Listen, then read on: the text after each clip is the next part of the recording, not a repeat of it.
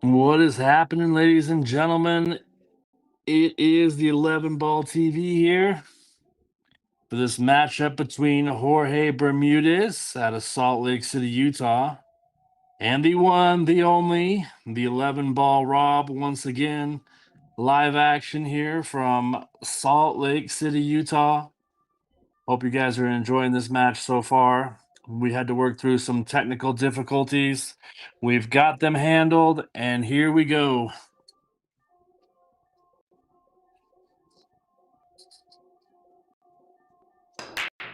Rob with the break. It's been breaking relatively nice so far. He was 2 for 2 on his breaks up until that point. That's the first dry break that he's had thus far. Both players, in my personal opinion, right now are playing very well. Both players able to run multiple balls each inning of their turn, and so this is shaping up to be a really good matchup. Again, this is a rematch from I believe, a few weeks ago. These two players are back at it, hopefully with another spectacular finish. In the last match, they went hill, and Jorge made an absolutely incredible bank shot on the 10 ball to win that set and that match. So we'll see what happens tonight. Appreciate you guys tuning in. I think Rob kind of tried to play it safe there. Was going to try to end up behind the 8 and the 9, and unfortunately, he's left a wide open shot for Jorge. It does come with distance, so Jorge's going to have to put a nice shot on it. 2 balls in the middle of your screen, middle bottom of your screen. What a really nice shot there from Jorge. Very nice positional. Uses the purple 5 there as a stopper. I believe he can see past this 3. Let's give you the overhead look. Take a look. It definitely passes the 3.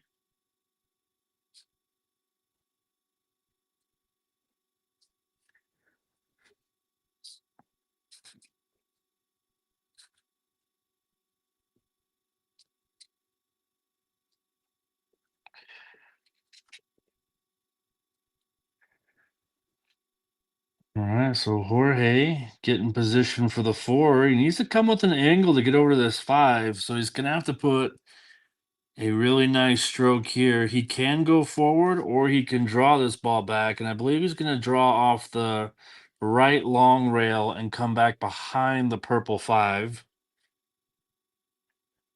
Just like that. Nicely done.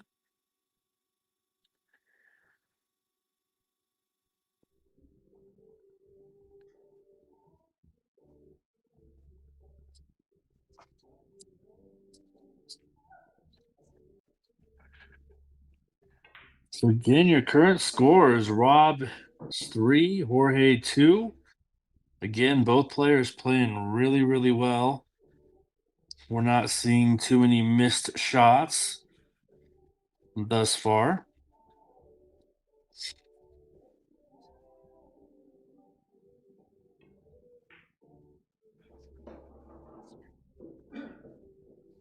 Nice shot there from Jorge. He's played good position on this 7. Doesn't have to do too much with this shot. Position's pretty much natural, so he can hit it exactly how he wants. Nothing too difficult here. So it looks like he's gonna play a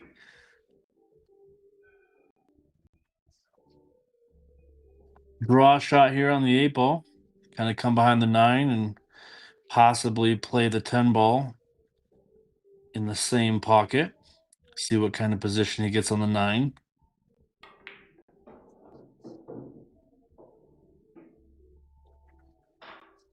Nicely done there.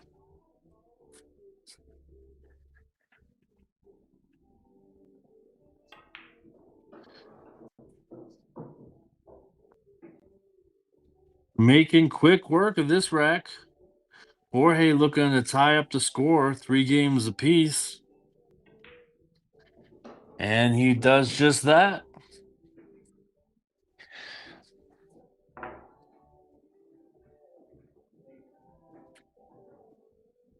So in rack number 5, Rob made all 10 balls. Jorge's come right back in rack number 6 and made all 10 balls.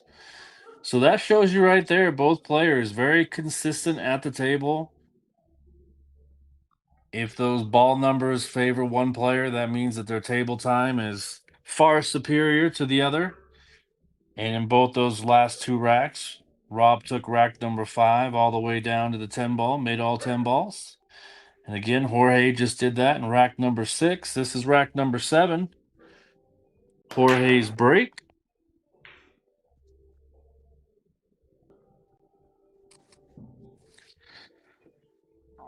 So Jorge's now broke 4 times and only made a ball on 1 break. 25% so far on the break shots. He's got to improve that number, in my opinion. He is spotting 6 games. And again, with how consistent these players have been at the table, when they've had a decent shot, the break is going to be critical down the stretch here as we get closer to the end of the match.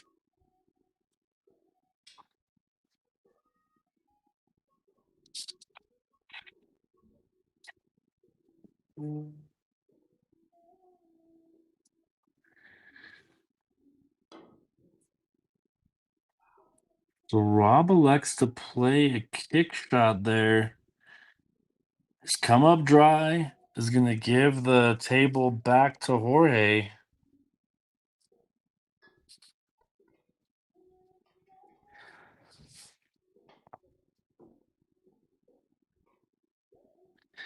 In earlier parts of the match, when a player is fouled in the game, the other player has won. So we'll see if that translates to the same thing here. Jorge taking that left top corner pocket of your screen for granted there. Again, I played on this table on Thursday, and these corner pockets are very, very tight. It is an extremely difficult table to play and be consistent on, but man, it's fun. Again, if you haven't played on this table yet, you're going to want to.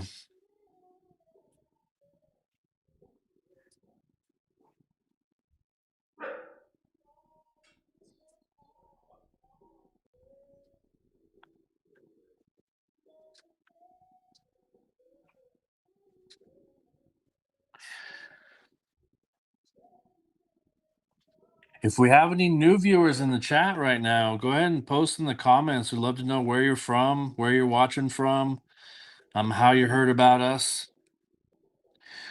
We do appreciate hearing from the new people in the chat. We also love the regulars. Haven't seen too many of them just yet. I know they're there though. That was a really creative shot there from Rob. Elected to draw back into the pile of balls there and kind of popped out the two ball for a shot. Nicely done.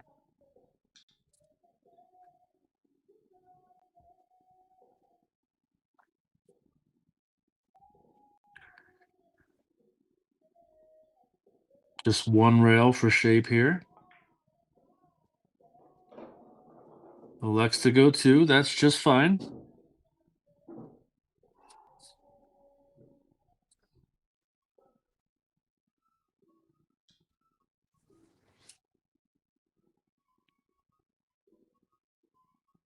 Yeah, Jackie, always one of our regulars in the chat. Appreciate you. Jeremy, just reach out to the 11 Ball Rob on Facebook and you guys can negotiate a terms of a match. It's kind of all it takes. Rob, the type of guy that wants to play every single day. So if there's a match to be had and he feels good about the game, he's gonna play. He's gonna take it on no matter what your Fargo rating is, no matter who you are. He absolutely loves the game of pool, and he also loves to promote it. And here we are. So yeah, just reach out to 11 Ball TV on Facebook or Rob Harrison, and you can get yourself a game on here. That goes for anybody that's listening as well. He's felt kind of funny on this four ball. It's going to be interesting to see if he goes tactical or so defense, or if he's going to play an offensive shot and try to make this four ball down in the bottom left hand corner of your screen. I'm kind of thinking he's going to go with the safety option based on how good of a player Jorge is.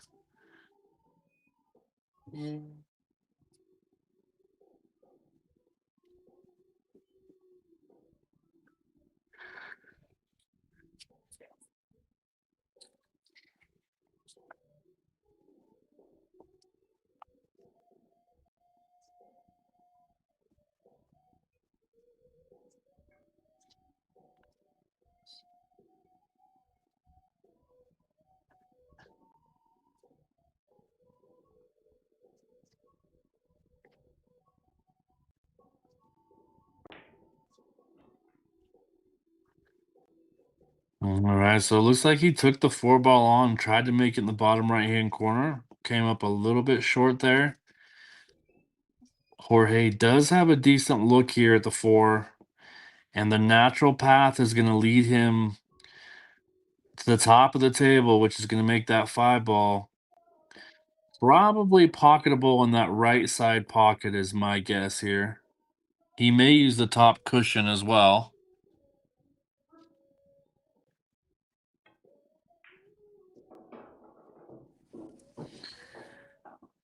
Perfectly done.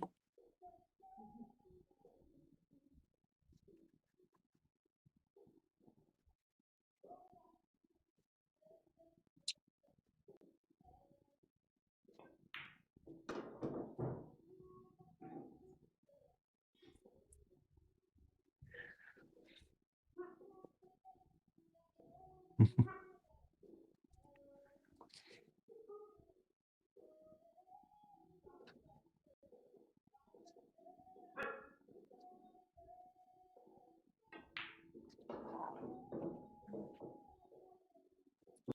a nice shot there by Jorge.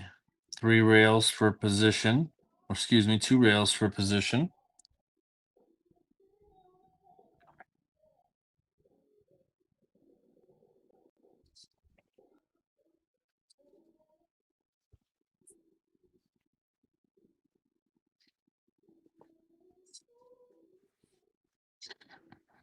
Looks like he's going to play a draw shot here. Slams the 7 ball in the pocket. Nothing but the middle of the pocket. So, again, in a pretty good rhythm here. I've only seen him rattle maybe a couple balls thus far.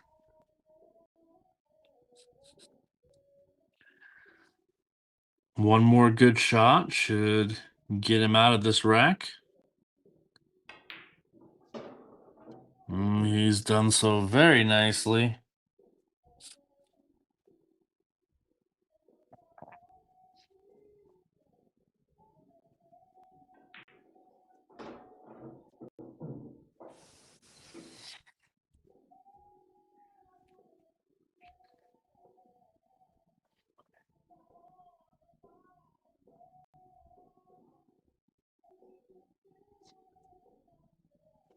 Francisco, are you talking a little Scotch doubles action?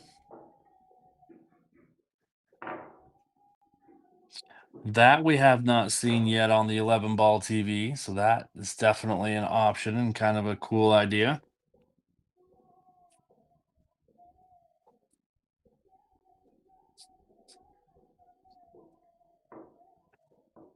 So Jorge takes rack number 7. He's going to take a 4-3 lead on the scoreboard. And he does have the break here.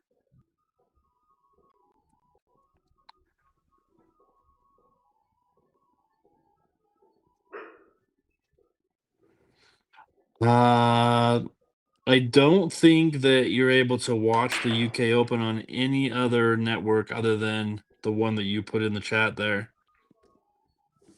Um, Joshua Filler did win his match earlier, by the way. Those of you that are watching, wanting to know. I'll have to check on the other ones.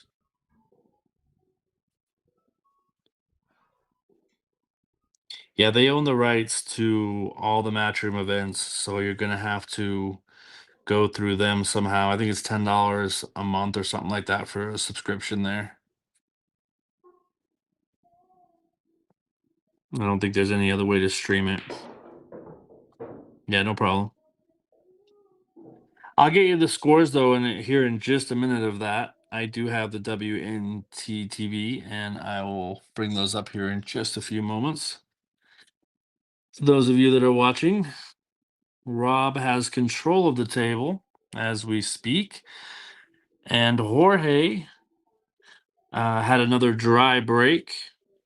So he's 1 for 5 on breaks. That's not going to work out for Rob. He wanted to hide behind the 9 ball, and the 2 balls kind of leaked out enough to where Jorge can see it and possibly play a return safe of his own. I think he's going to try to get on the other side of the 3 and the 10 there.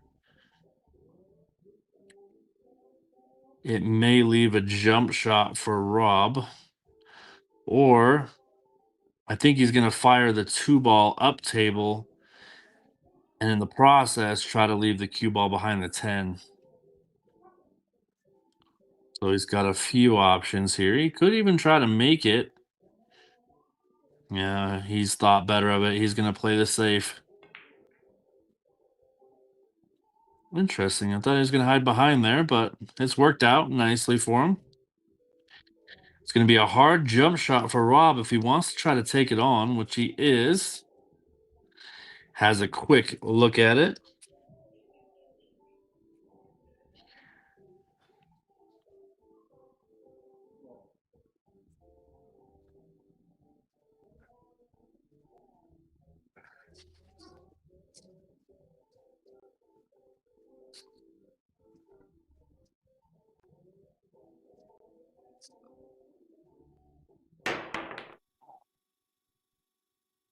Sorry about that. Switched right at the time that he jumped. Anyways, he's missed the two ball and it's left a nice shot here for Jorge.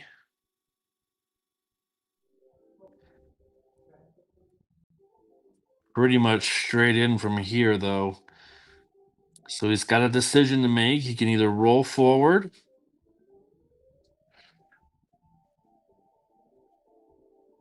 which I think is what he's going to do. My goodness. Just fires it in. What a stroke.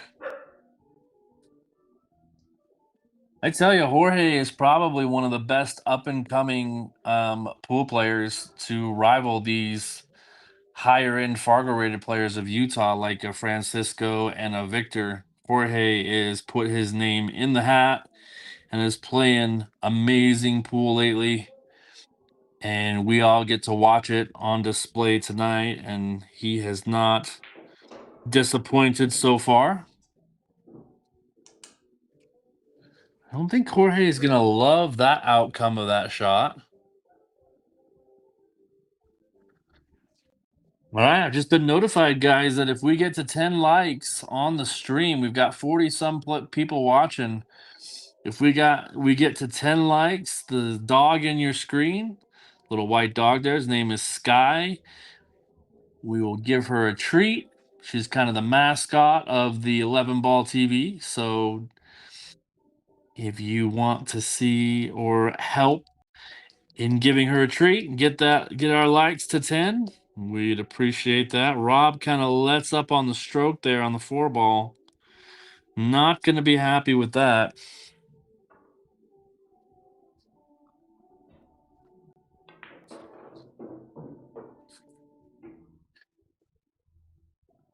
Jorge's going to elect to play this 5 ball, likely in the side pocket. Just has to kind of avoid the 9 for position on the 6.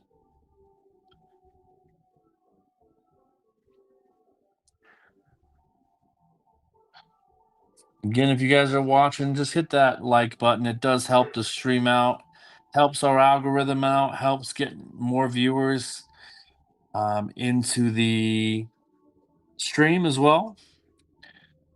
We've got a lot of regulars that have actually learned about the stream that way. So every little bit helps there.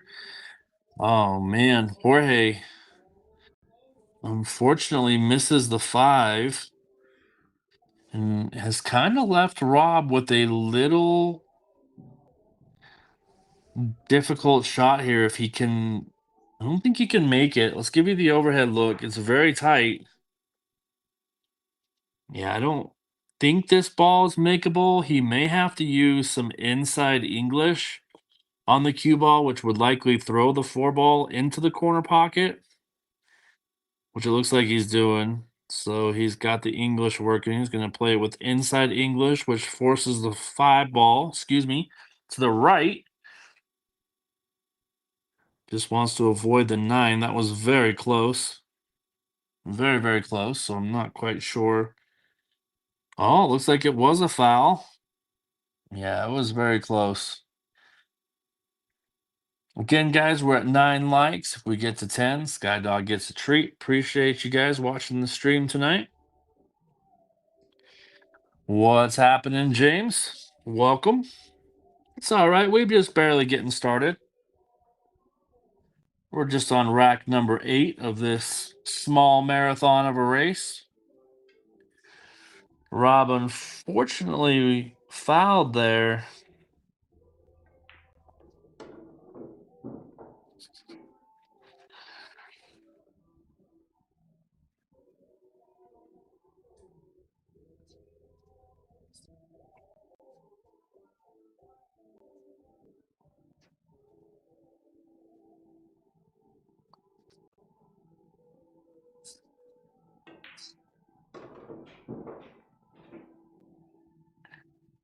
Wants to get out for position on this 8. He's done well. Just needs to play it in the side pocket. Come up table with a little bit of right hand spin on the cue ball. He's going to come back to the middle of the table for position on the 9.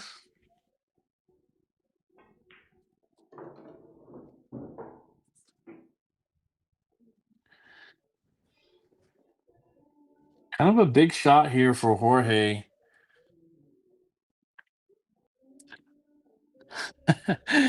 Skydog gets a treat. You guys participate with the likes in the chat. Appreciate you. We're up to 11. Every 10 likes, Skydog's going to get herself a treat.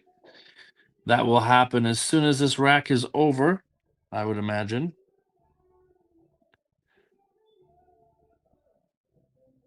So Jorge with this 10 ball to take a 2-game lead at 5-3. Not an easy shot. One he probably would like to make, I would imagine. Oh, oh man. That is a big mistake there from Jorge. Again, it was a very difficult shot.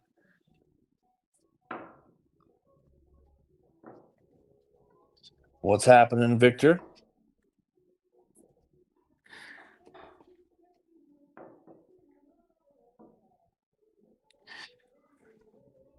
So Rob gets the win, evens the score at 4-4.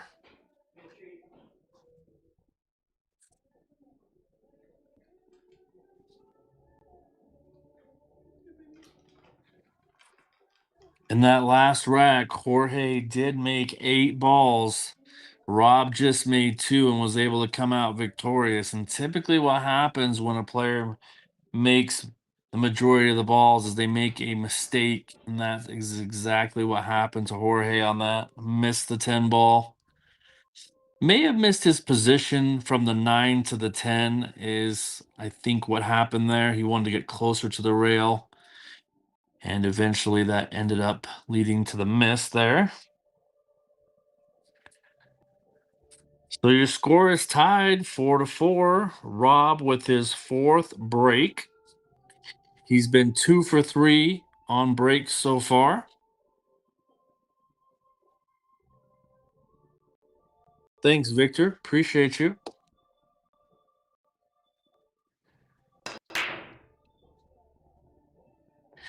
So Rob with another successful break here. The only problem is the 5 balls rolled up right onto the cue ball, and it also looks like the 6 ball is impeding the path to the 1. So Rob's going to either go with a push shot here. I'm betting that's what he's going to do. I really don't think he's going to take this on, but he might. Rob plays sometimes pretty aggressive. It looks like Rob is going to take this 1 ball on the top right-hand corner pocket. What a shot there, ladies and gentlemen. Nicely executed there. Again, a little bit of an aggressive play, but it's kind of worked out in his favor.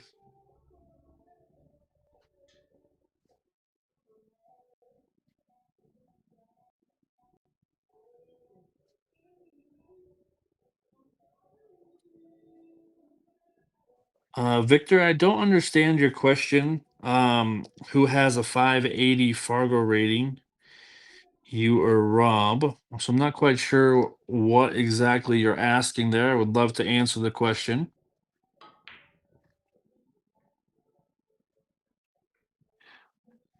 Rob does not make the 2 ball there.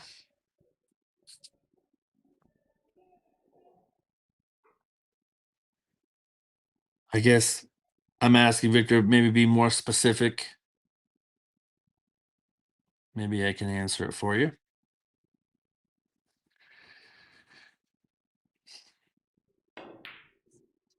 Oh, I did? If I did, I apologize. That was my mistake. Rob's not a 580 Fargo rate. He's a 556 currently. Been that way since he started the stream. So if I said that, Victor, I was definitely wrong. It was just a tongue twister, my mistake. Yeah, he hasn't changed. His Fargo's been 556 the entire time. Now, does he play 556? I think we all can agree that Rob's gotten the experience from playing all these amazing players, and his Fargo rating is probably a little bit lower, or excuse me, too low. I'm guessing he's probably in the 590 to 615 range, would be my guess.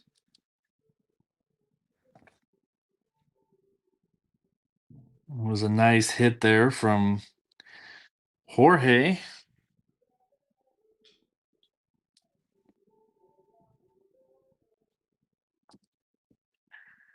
Well, my Fargo's a 626, and Rob gave me every bit of a chance. Let's see, but you guys had a long session and you couldn't beat him. So my question is,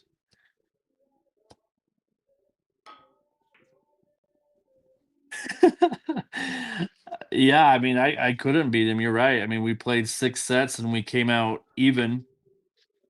I mean, I had some pretty big wins in 2 of the sets, and he also had 2 big wins in sets as well.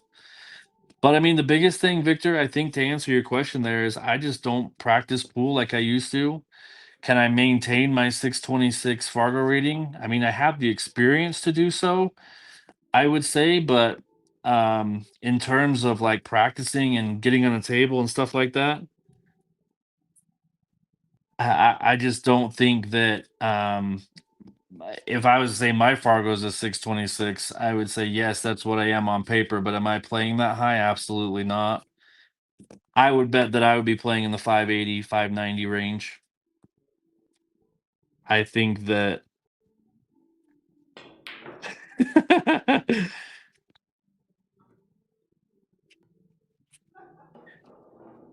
I mean, again, I think Rob plays around the 600 to 605 range. I think that's pretty consistent as to what we've watched and witnessed thus far.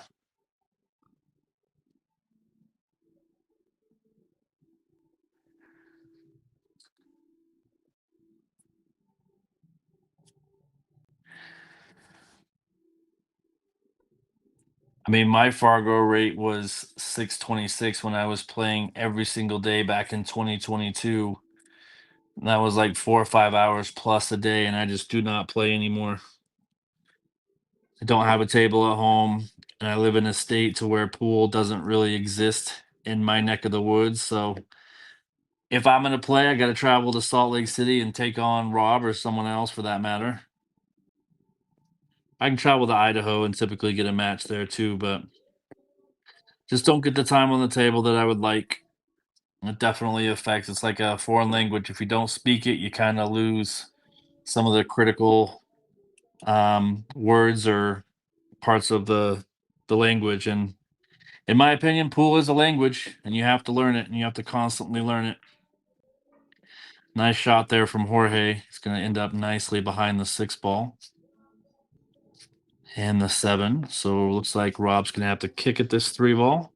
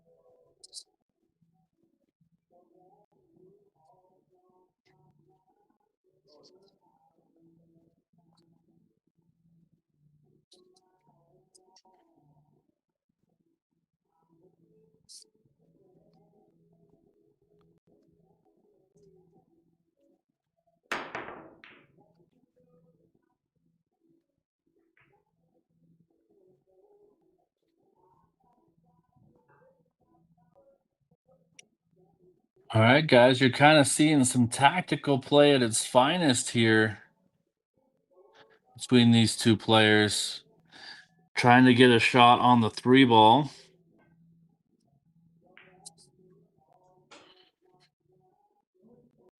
It's going to leave it open for Rob. It looks like he's going to come back with a shot here.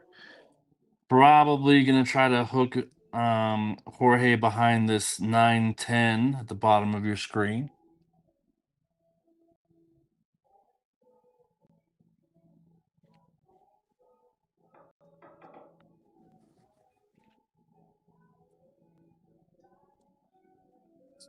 All right, guys. Well, if you guys are wondering about the European Open and the results, looks like Jason Shaw beat David Alcady 10 games to 8, so he advances to the semifinals. Joshua Filler also on his way to the semifinals, defeating Niels Fajan 10 games to 7. Not even sure how to pronounce this guy's name. Wasiek Krzyzewski out of Poland wins 10 games to 7 out of over Naoki Oi from Japan. And then maybe an upset here. Last year's final of the European Open was Jonas Soto versus Aloysius Yap, and Yap was able to get victorious last year. But this year, Jonas has come back for some revenge and taken a 10 game to 8 victory there. So he's off to the semifinals. So then tomorrow is going to be Jason Shaw versus Joshua Filler. What a match that's going to be, guys. And then you've got Wasiek Zusiek out of Poland versus Jonas Soto. I'm sure I butchered that guy's name out of Poland, and my apologies. But so both those semifinals matches are going to be pretty awesome.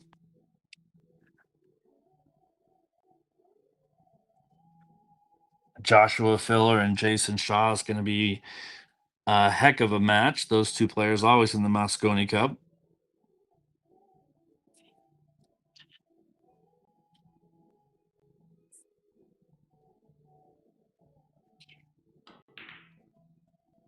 Rob goes with a combination here. It's kind of going to leave the door open for Jorge.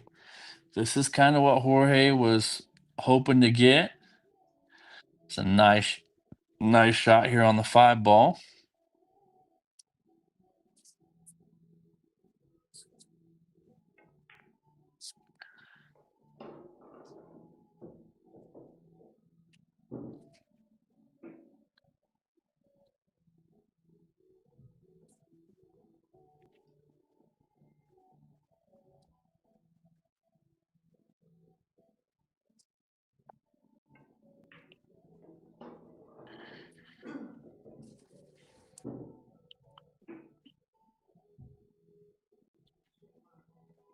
So 4 more good shots here from Jorge is going to get him a 1-game lead here. Again, won't get too far ahead. This table plays tough. And the slightest mistake into these corner pockets, not going to go in. It's going to rattle. We've seen that a lot with this Thursday match between myself and Rob, as well as these two players. Not quite as much as me, perhaps, but you almost saw it there. That pocket did take the 7 ball. Just trying not to there. Nice shot there from Jorge. Appreciate it, HR. Not a problem. I tell you, I really like that Jonas Soto kid out of, I think he's out of Spain. Um, so a very young player, up and coming player, but plays very fast and very efficient.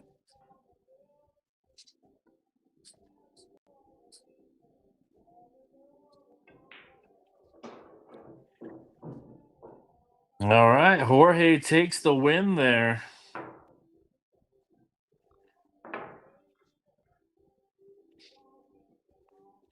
Both players in that game pocketing 5 balls apiece.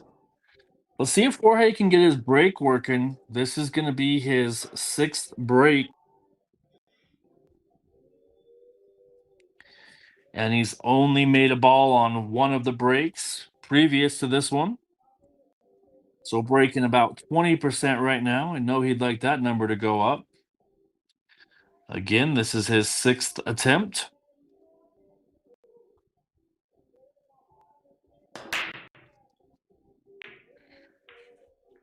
Once again, it looks like it's going to be a dry break. So now 1 for 6 on his breaks so far. Probably getting a little frustrated.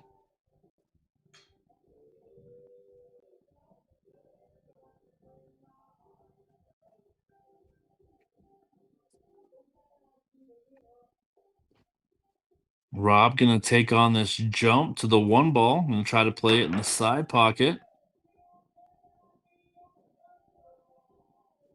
Unsuccessfully. Opens the door again for Jorge here. He's got a really nice clean shot on the 1.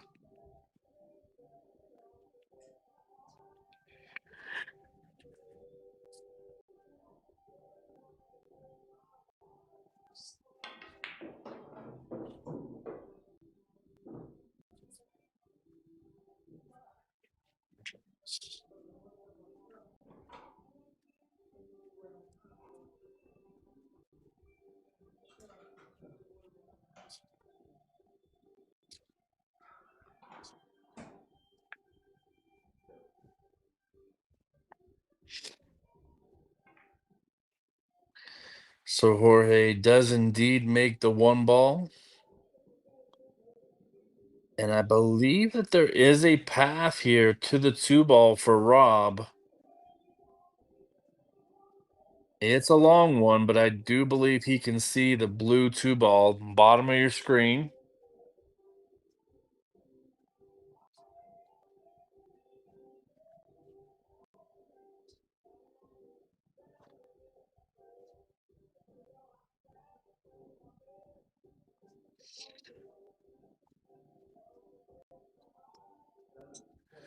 Do we have any viewers that are viewing this from out of the country tonight? I know the other night when I was commentating, we had a few people from South Africa. We had some people from Canada, and then there was another one. Not quite sure where they were from. As far as the US goes, had some people from Puerto Rico watching. That's pretty cool.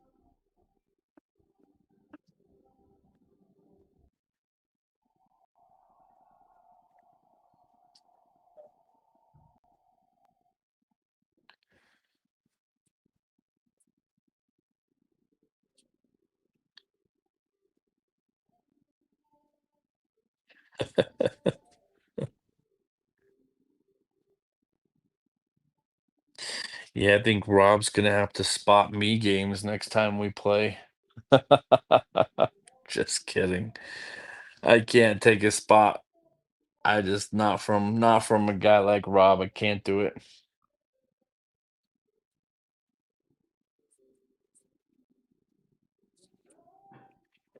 I'd be kind of humiliating to myself to take a spot, especially if you compare the Fargo rating. So that's just an off the table option there.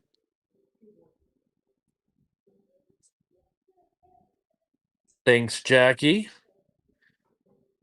Lets us know that we have 41 people watching and only 14 likes. Guys, it takes just a second to hit that like button. Does help the stream out if you like the content here that Rob's putting on for you. Take a moment also to thank the sponsors, TarMahomesUtah.com, top left of your screen, for all your real estate needs out of the great state of Utah. And then the newest of our sponsors, the Gutter Boys, your rain gutter experts out of Utah as well. I believe they're in Sandy, Utah. Rob plays a nice defensive shot here, leaves it long, is going to leave a shot. I'm going to take a guess that Jorge's going to call this 7 ball just in case. Very difficult shot here. Going to try to combination the 2 ball into the 7.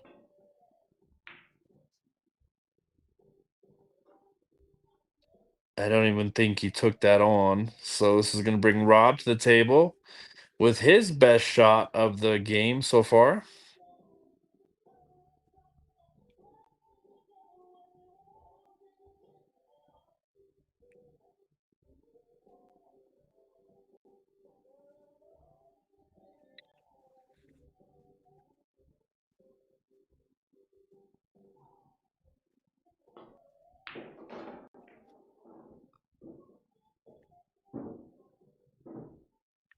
Rob able to make the 2 ball. This got a little awkward on this 3. I don't think that there's an actual shot here, so I believe he's going to play defense. See what he elects to do here. Nicely done. He's going to be happy with that. Left a extremely long shot. Very nice cue ball speed there to put it on the end rail. Jorge, I believe, can kick 1 rail at this ball. Shouldn't be a problem.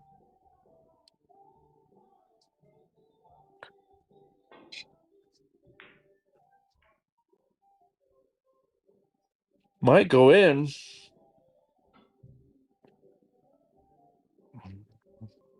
So we set up Rob nicely here. Nice little draw shot's gonna get him right back over to where the pert pink 4 ball is sitting on the left long rail.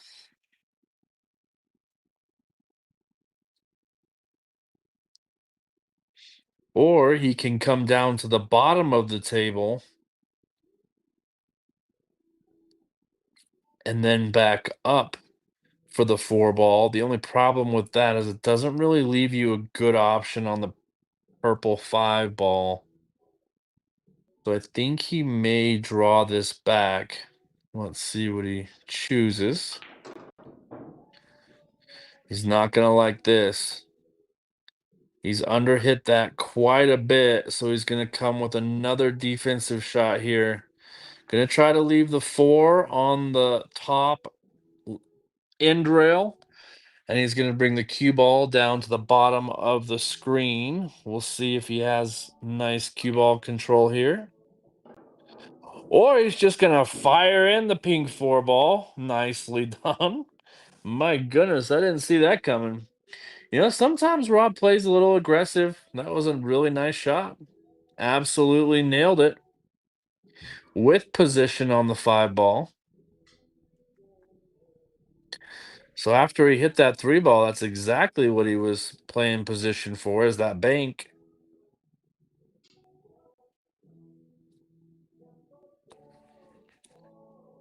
Yep, seems to be the common discussion here, a day with Justin. I like Rob's Fargo exactly where it's at. I've said that 1,000 times, and I won't change it for a thing. Do I believe he plays a little stronger? Yes.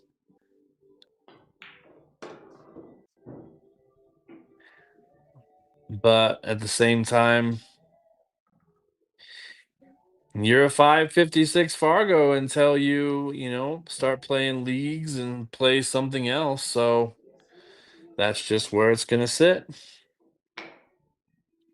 And if I was Rob, I would try to keep it at 556 as long as he possibly could.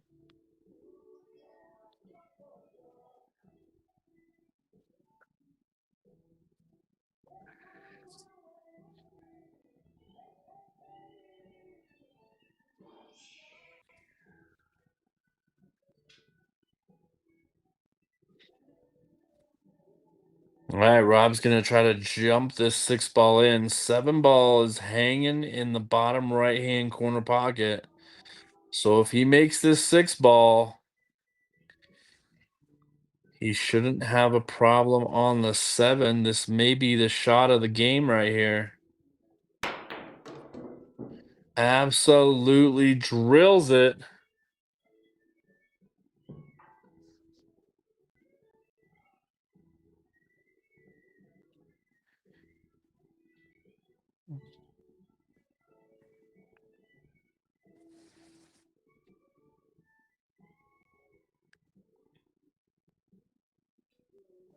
Yeah, that's true, Jackie, but the only way to do that is through the Solado app. I believe they have the rights to that.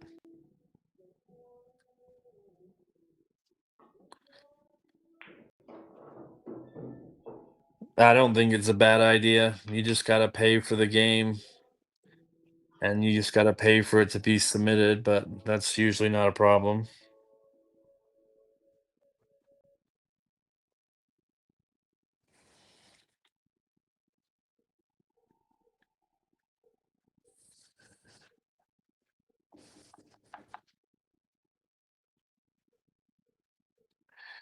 Yeah, there's many, many, many reasons why I like Rob's Fargo exactly where it's at. Again, that's a debate that I've had on this channel for a very long time. Nice shot there from Rob. Nicely done.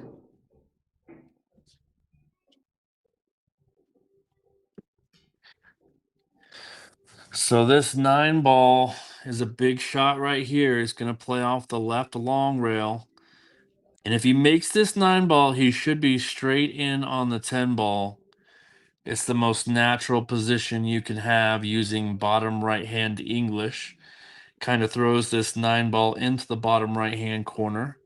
Just got to compensate for the spin. I expect him to make this 100%.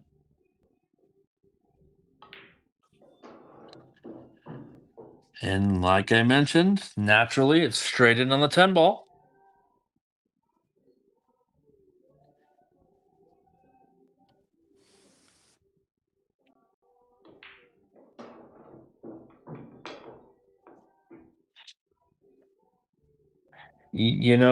Justin, I've always liked Salado. I know there's a lot of people that have their own opinions about it, but honestly, I played a lot of games on Salado when I was living in Ogden, Utah, and I loved it. And the people that I played on Salado loved it as well. It's just basically like you're competing and your games actually matter and they count. So I'm totally for it. I'm 100% totally for it. Anyways, Rob wins game number 10. Your score is 5 games apiece now. Rob with the break. This will be Rob's 5th break of the match.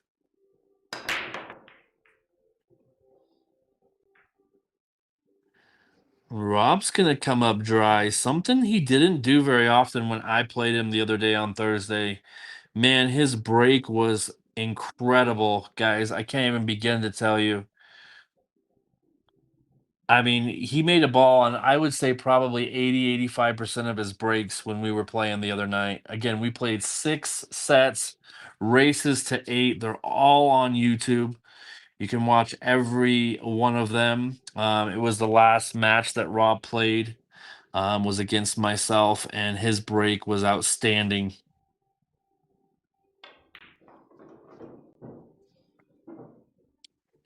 Yeah, like I say, I'm a huge fan of reporting your games to Fargo, no matter how you do it.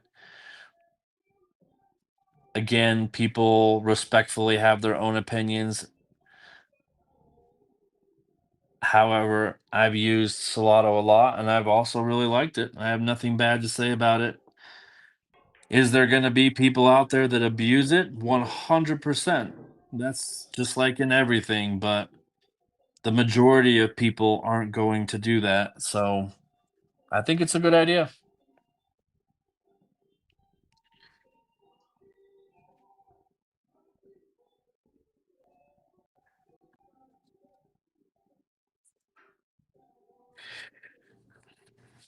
All right, so let's go back to the break percentages, guys. In this particular match, the table is not breaking very good for either player.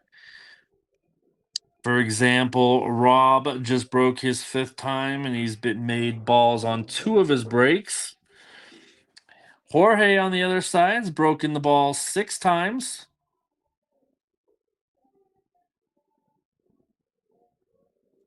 And he's only made a ball once.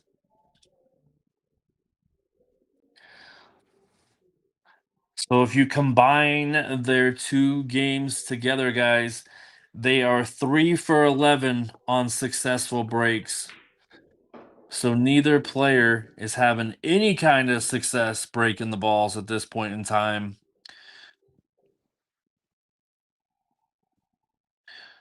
That was a nice shot there from Jorge. Jorge's going to need to start stringing some games together. Rob's keeping this score nice and tight. And what happens is with Jorge having to spot Rob 6 games on the wire, if Rob can reach the halfway mark, which would technically be 6.5 games. So if he reaches 7, we'll say once he reaches that 7 mark, it's going to put a lot of pressure on Jorge.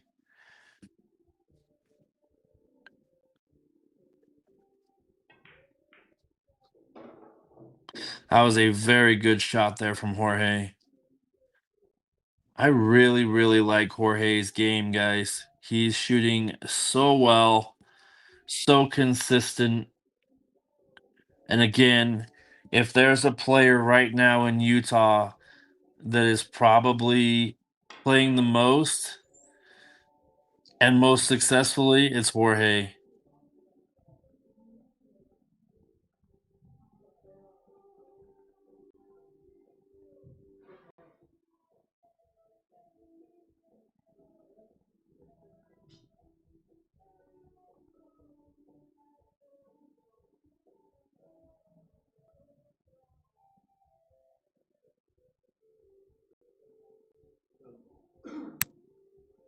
All right, so it kind of kicked me out just for a second, but I am back. As I was just trying to build Jorge up there, he missed the 7 ball, tried to hit that 7 ball really hard into the corner pockets, and something you can do on this table, but you have to be absolutely 100% accurate or else the ball is going to miss. Rob comes up really short on this 8 ball. It still cuts in the bottom right hand corner pocket. It's definitely, he's made it a little bit more difficult on himself than I think he would have liked.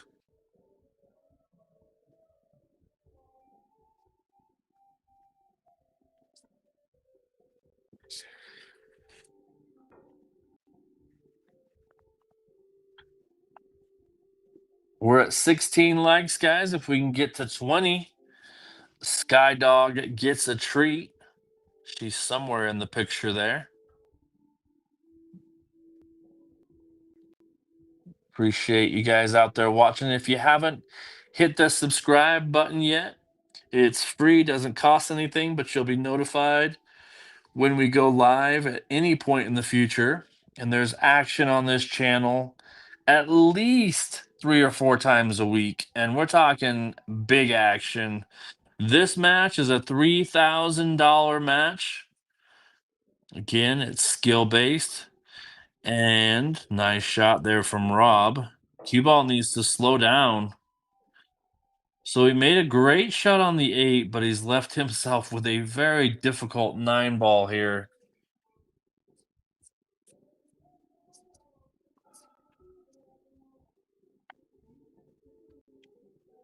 This will be very interesting to see how he elects to play this.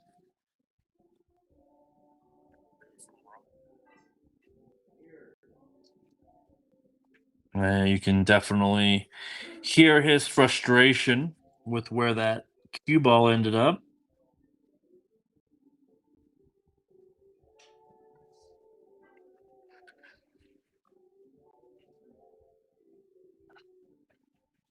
If you haven't shared this stream yet, give it a share.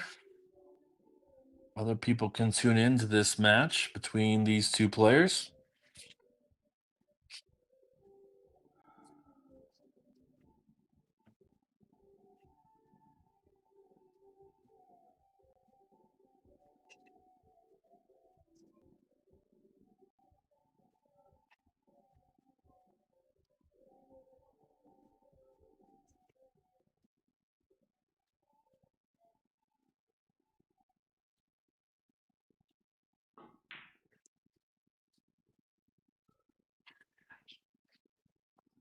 Well, the good news for Rob is he's come out of this with distance, which is about all you can do and all you can hope for after a shot like that.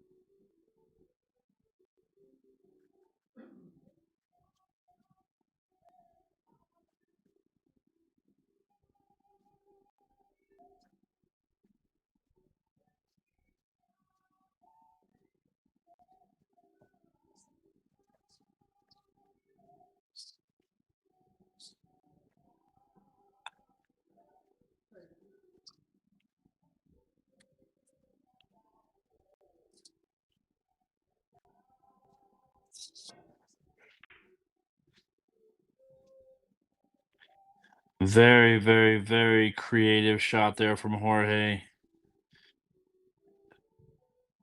Man, what a tough shot and what an incredible result. Leaving the 9 ball on the end rail there and leaving the cue ball on the southern half of the table.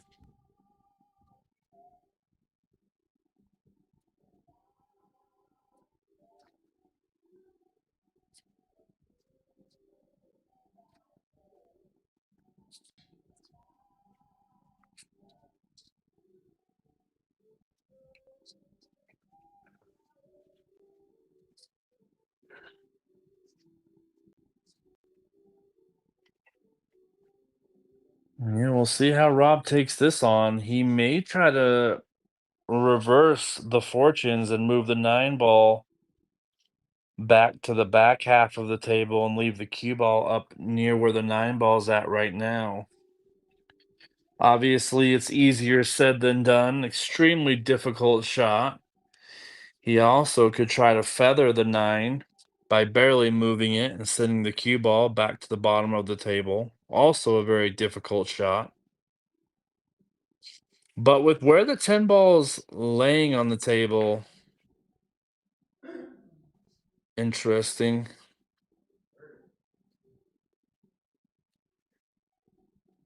Yeah, I thought maybe he would try to hit the right side of the 9 and bring the cue ball back down to the bottom of the table, especially where the 9 ball, or excuse me, the 10 ball is laying on the table. It could have made for a little bit more difficult of a shot than this one, perhaps. See if Jorge is able to knock this 9 ball down.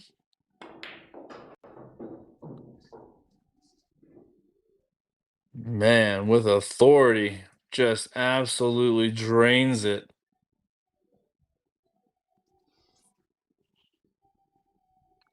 I tell you, the accuracy on Jorge's stroke is impressive from what I've seen so far in this match. When he hits balls hard, usually for most people that changes your accuracy on the balls, but for Jorge, absolutely not. He is absolutely nailed him.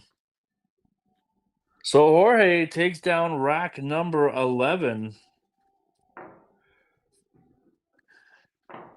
What do you guys think? You think Jorge is going to adjust and make a ball on the break?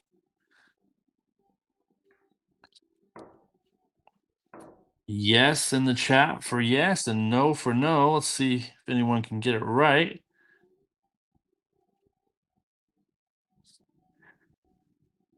So Jorge takes a 6-5 game lead here.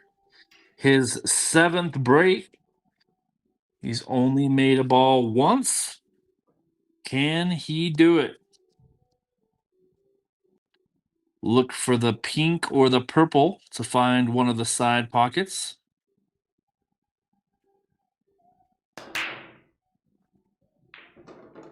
Wow, well, adjustment made for now. He's absolutely nailed that break. That will improve his percentages. 2 for 7 now on his breaks. It's kind of left him a little awkward on this one ball. Let's see if he can see it on the overhead cam. I don't think he's able to see any part of this one ball. So he's going to have to come with a push shot, which will give the option to Rob, which is exactly what he's doing. And Rob's going to take this on no matter what. There is no way you give this back to Jorge. I've said it before. When you can see the full ball and somebody pushes out, you should never give that ball back. It's just kind of a rule of thumb from what I've seen and observed and heard from other commentators. Yeah, I don't think that there's ever been a problem with that, Victor. I'm pretty sure Rob does that. I don't know that it's necessarily going to make a huge difference, but you would probably know that answer more than I would. But yeah, I'm pretty sure you can rack however you want as long as the one ball's in the front and the two and the three are on the bottom two corners. I believe the rest of the balls, besides the 10 ball in the middle, does not matter.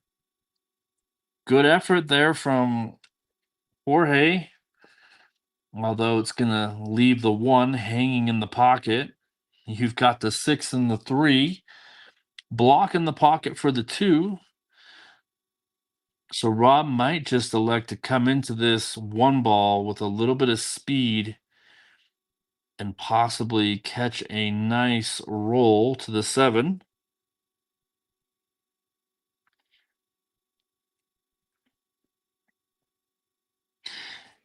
Yeah, I can understand that, Victor. I don't know that answer, but I don't particularly think that there is a problem um, on this table with that. Yeah. See, that's kind of why I was thinking he was going to play that shot with some speed because if you play it soft like that, it was kind of inevitable that you were going to end up behind the 3-6 there. So maybe a miscalculation from Rob.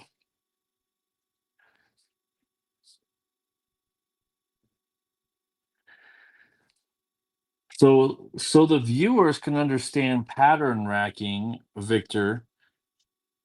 Maybe if you wouldn't mind, maybe explain what you mean in the chat. Like what would be an example of pattern racking and why would it benefit a player to do so?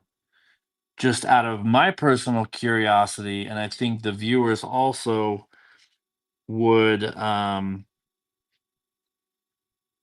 would like to know. Yeah, I totally get that it's pattern racking. That's totally cool. And I agree with you that, I'm sure some players probably shouldn't use it, but I don't know if that's ever been something that's been discussed on this particular table. You might have to ask Rob that one. But my question for you was if you were to pattern rack, what would that look like in the actual racking?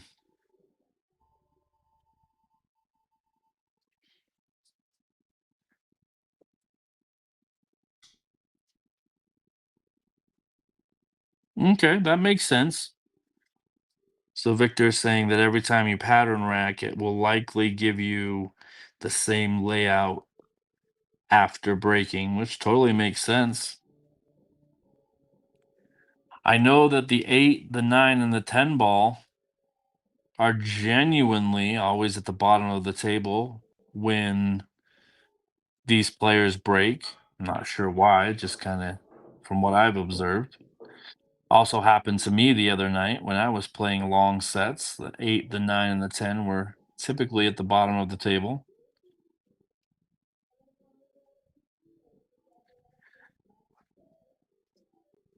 I don't know. I like the questions though. When I have a moment, I will ask Rob that question, see if it's something that players have ever discussed with him.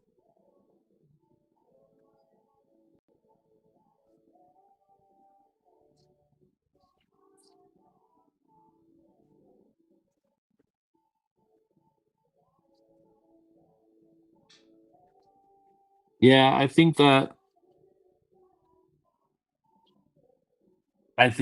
is very you guys are both on the same path there. I agree with you.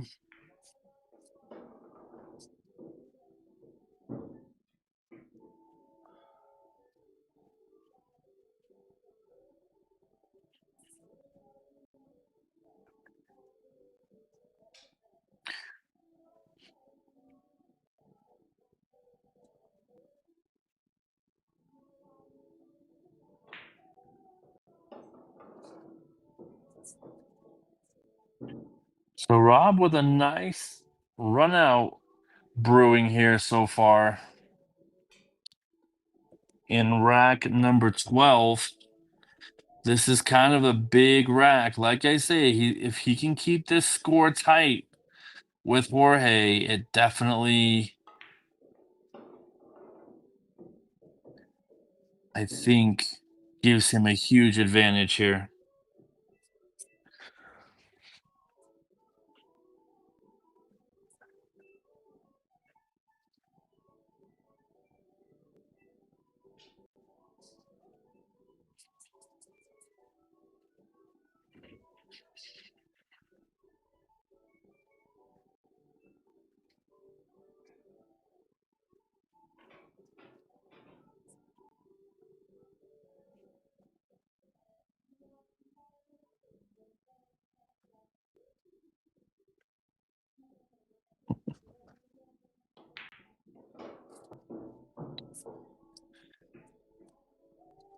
Rob looking pretty good here.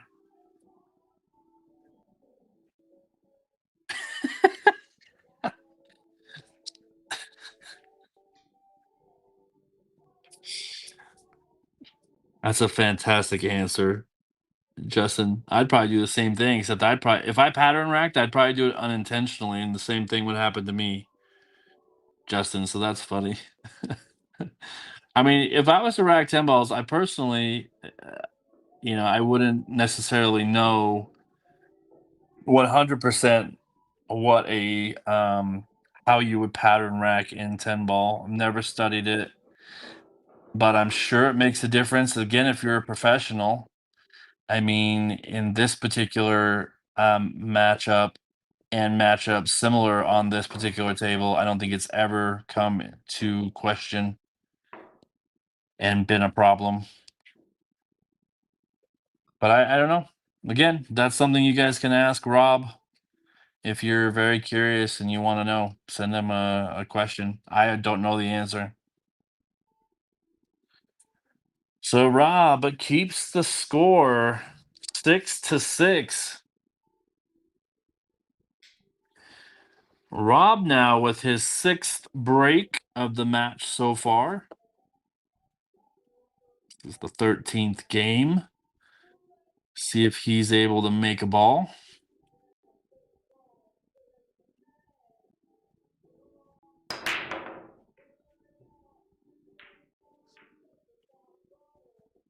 And he is unsuccessful on making a ball. Again, I'm of the understanding that in 10 ball, if the one ball is at the top and the 2 ball is on one of the bottom corners, and the 3 ball is on the other bottom corner, then this and the 10 ball is in the middle, then I don't think that there is any particular problem with the balls being in any type of order at that point. You've got 4 balls that are always in the same spot, and you've got 6 balls that are potentially randomly put anywhere in the rack.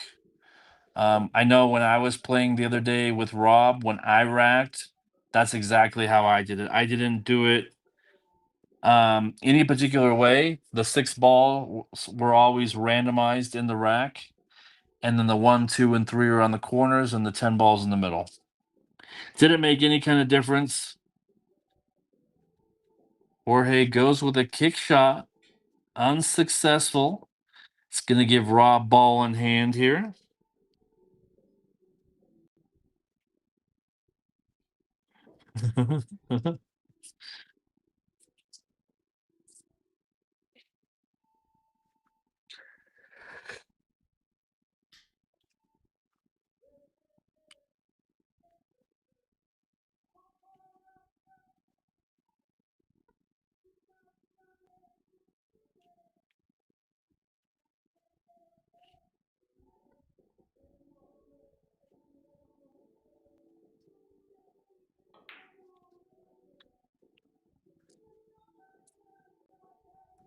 So Rob played a nice positional shot to get to the 3. He just unfortunately missed the 2 ball.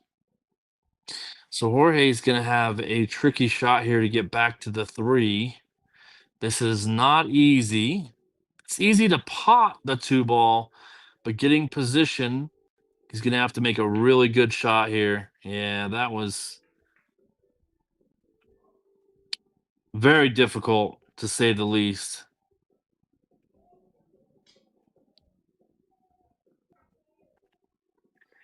Yeah, I'm in agreement with you, Justin. That is exactly how I did it, and I would do it every single time. And I don't know otherwise what pattern racking would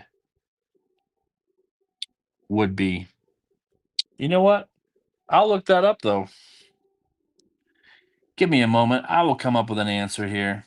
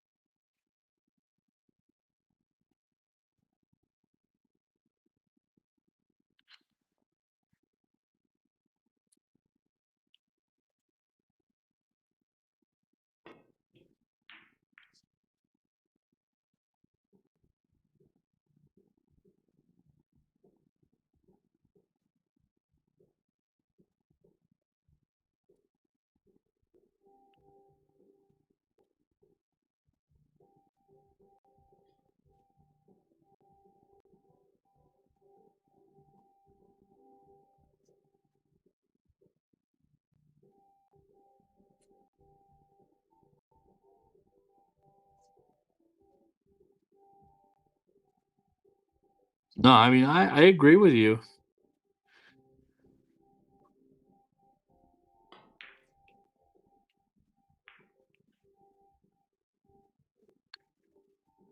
I don't know. If you want to know the answer and you want to know if it's a problem, talk to Rob. And that's all I'm gonna say about it because I don't know. It's not something I want to really get into.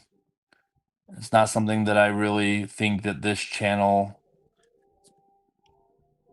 would ever run into a problem with.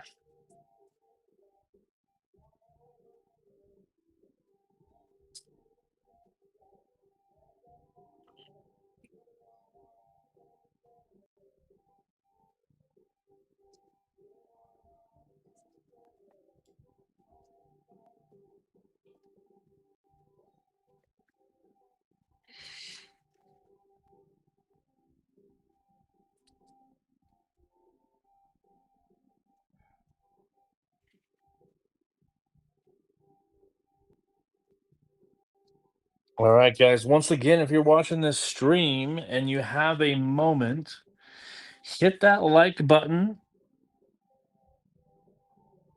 It does help the stream out. Also, if you haven't hit the subscribe button to the channel, also do so. Lets you know when we go live. There's always action on the 11 Ball TV. We've seen players like Victor Kakuza, highest rated player in the state of Utah. We've seen Francisco Garcia, another very high ranked player in the state of Utah. Now we get to see Jorge Bermudez. He's right in that realm of players at the top of the Fargo ratings of Utah. So we're getting the privilege to see him play tonight on the 11 Ball TV against 11 Ball Rob with a nice spot based on the Fargo difference and the negotiation between the two players. It's the exact spot that was used a few weeks ago when they played and it went hill. We are now tied at 6-6. So Rob's playing very well at the moment. Neither player is running away with anything. Very nice shot there from Rob. He's going to like that a lot. He's got perfect position here on the 4 ball. Does have to play it with a little bit of pace to kind of get the cue ball towards the middle of the table, which I think he would like. And once again, if we get to 20 likes on the stream, Rob's dog named Sky will get a treat. It's always something that we look forward to while we're streaming.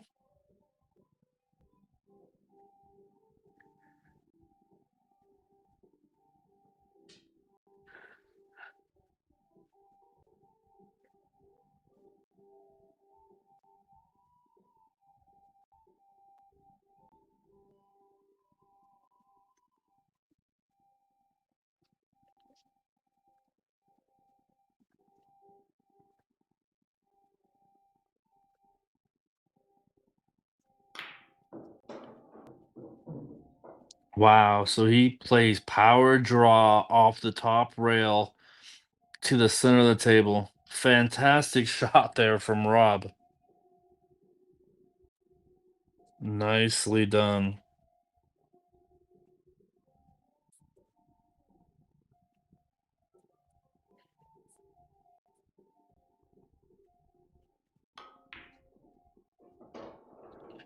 Followed up nicely with the shot on the 5. He's got perfect position to get from the 6 to the 7. This is the shot right here, ladies and gentlemen. If he can get from the 6 to the 7, if he can get the cue ball on the bottom rail, give himself a little bit of an angle to get to the 8, he may end up taking the lead on this rack. But this is the shot.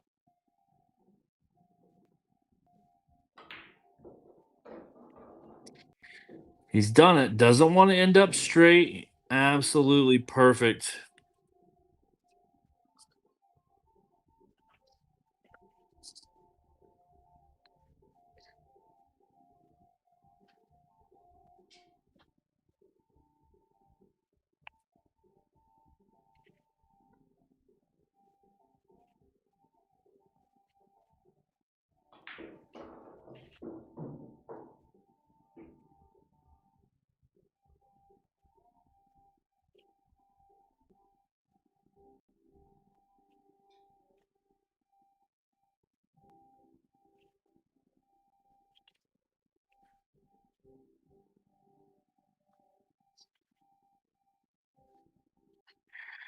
All right, so Rob's got this 8 ball. Nicely played. A little close to his work on the 9, but that'll be fine.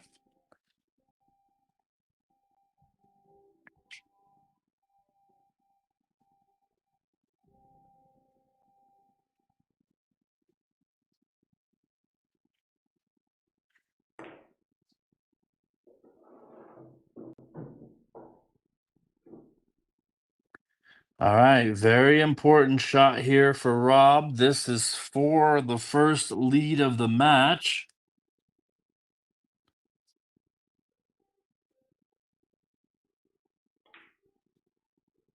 Absolutely drilled it. Rob, with his first lead of the match, 7-6. That was the number, folks. If Rob gets to 7 first, that's going to put a lot of pressure on Jorge. And in that particular rack, Jorge had ball in hand on the 2 ball, played an unsuccessful safe. Rob was able to run from the 2 to the 10 to get out in that rack. So an error by Jorge led to Rob winning that game, and now he takes a 7-6 lead going into game number 14. This will be Rob's 7th break of the match.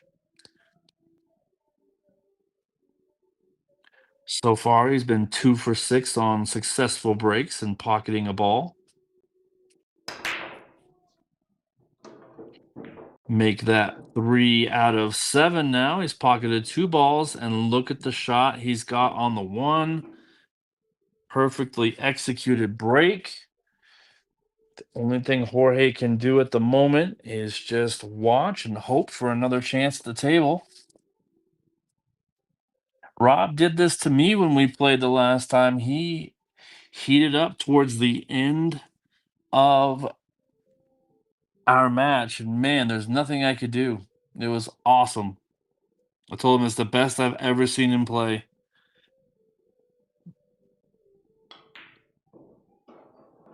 Mistake here, though. Could this be the mistake that lets Jorge back to the table?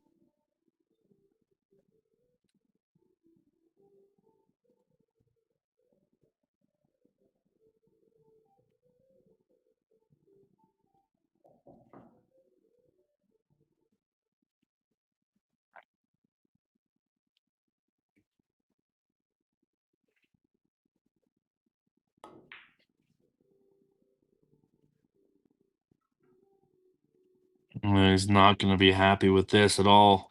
The only good news from here is look where the 3 ball is laying on the table.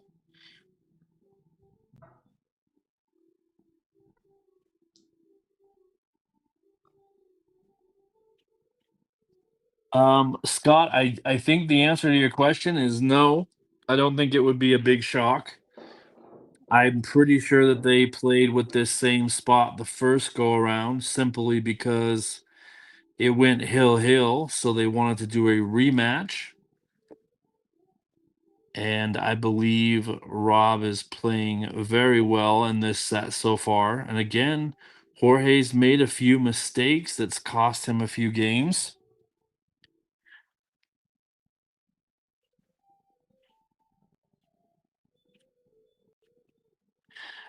But I will tell you this also, if there is a hotter player in the state of Utah in terms of how their game is right now and how they've been playing, and they're hotter than Jorge, I would be really surprised. Jorge's been playing absolutely phenomenal pool lately. So, what is this a little bit surprising on the score? I would think yes so far. I'm a little bit surprised at the scoreboard. Um, but would I be shocked? No, I wouldn't. I haven't found anything yet, Victor. I'm still trying to research that as well as call the rest of this match. So I am doing so in the process. Just bear with me on that one.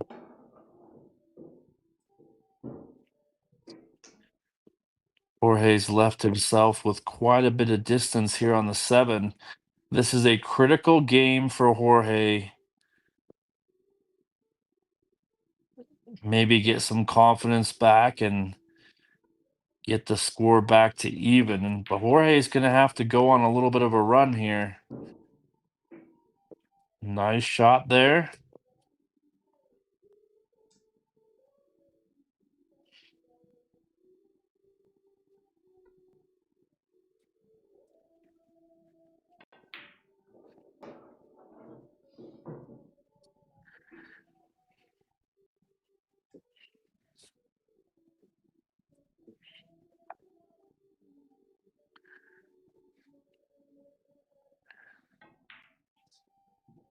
Oh, he's missed the 9 ball, folks.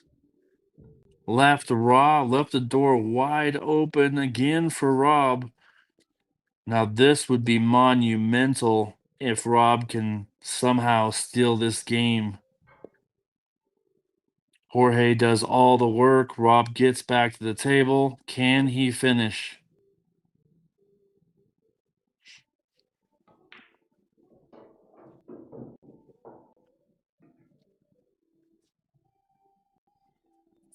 Now, Jorge definitely a little bit disappointed there with the 9 ball shot.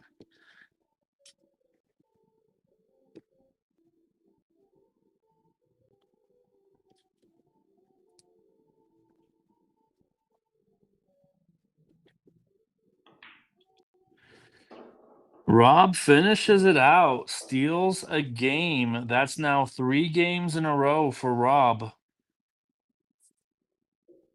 He takes an 8-6 lead.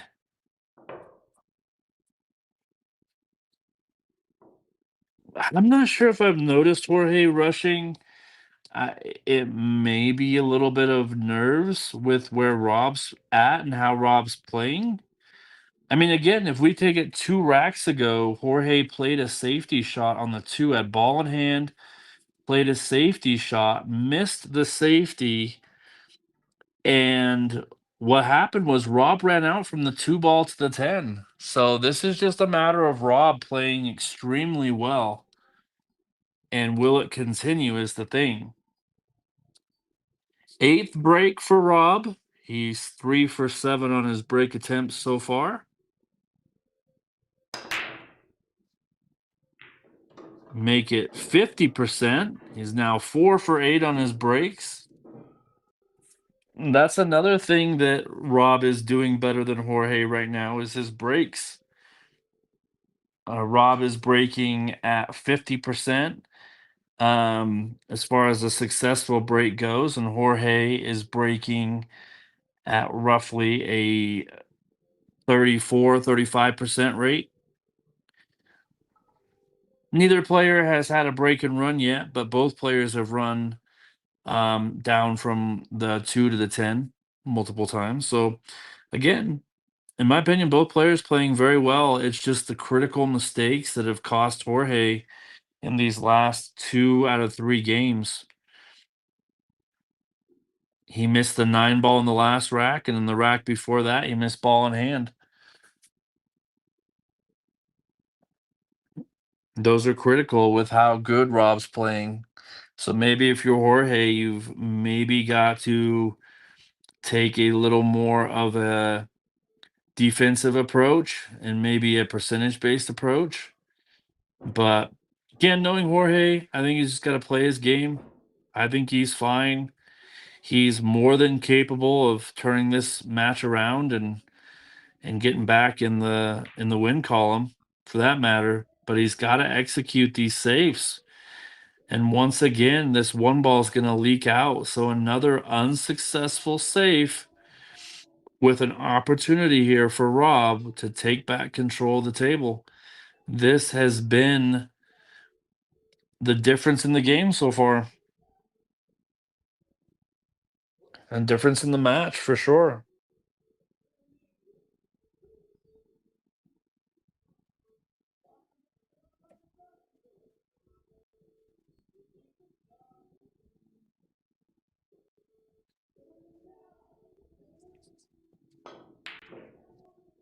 Wow, look at that 9 ball.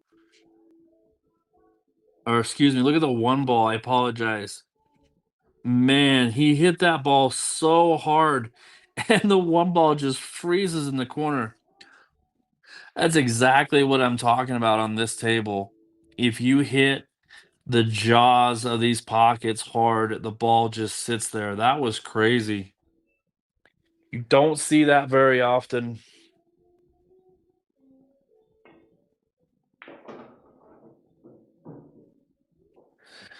So Jorge plays a speed shot into the 1, had a lot of forced follow action on the cue ball.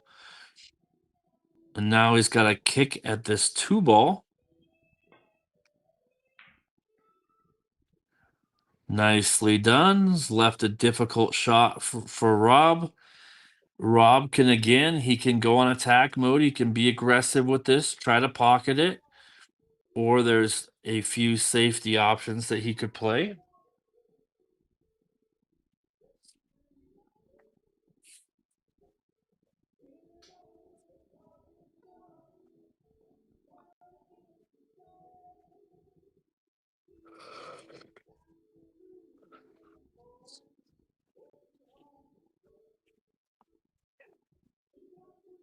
See if we've got enough likes for Skydog to have a treat.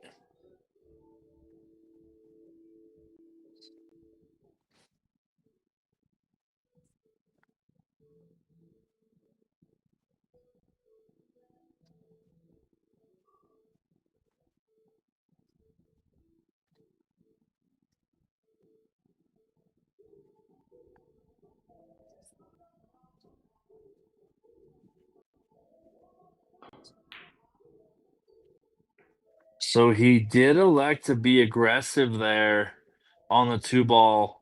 I don't blame him. He's been hot these last 3 racks. In terms of, kind of taking advantage of some opportunities given to him. So maybe he felt like he had a chance there to just go for it. But on the flip side, he's given Jorge an opportunity. Oh, and he's just made the 2. Nicely done.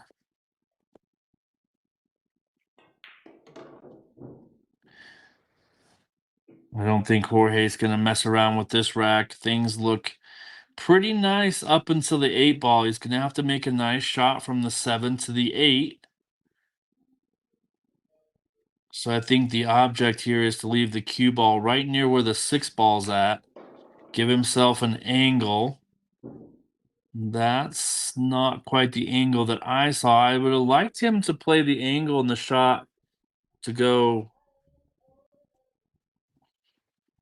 like this angle here, back behind the 8, but he's definitely gone a different route. I mean, he's just going to draw back to behind the 8. Okay, that'll work. No problem. He hit that extremely well.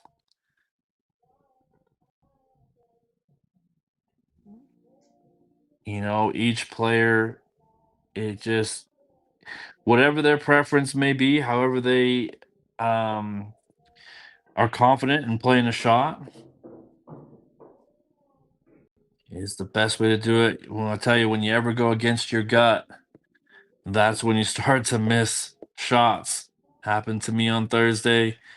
See if Jorge can finish this rack. He missed the 9 ball last racks. Not going to miss it here.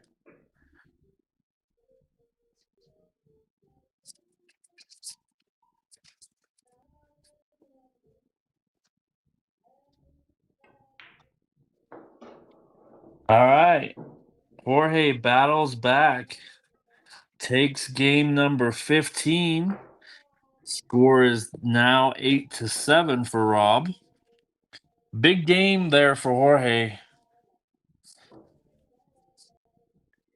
Guys, while we have a little break, if you don't mind hitting that like button for those new viewers in the chat here, if you hit that like button, it does help us out. We appreciate it. Rob is always in action here in Utah. So if you like what you're watching here, give us a like. We appreciate it. Jorge smashes the break, makes both wing balls, and he does have a shot on the one. It's not going to be easy, but that was by far Jorge's best break of the match so far.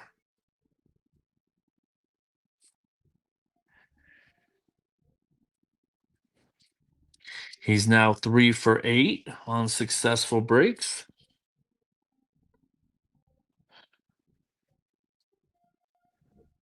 Appreciate those likes, guys.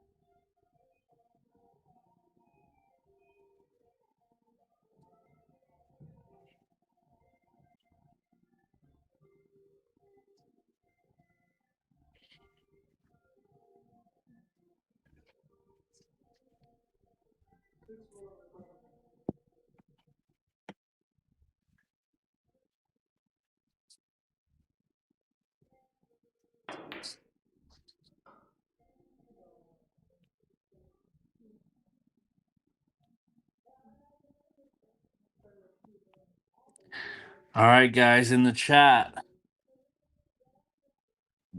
I do have a few trivia questions here. Just to engage the chat, as of right now, I don't have any giveaways. So if you want to answer these questions, you're more than welcome to. Skydog on your screen getting a treat. She's getting a treat because of your 21 likes. Oh, that's funny. That's pretty funny. I don't think she liked those that Rob tried to give her. That's pretty funny.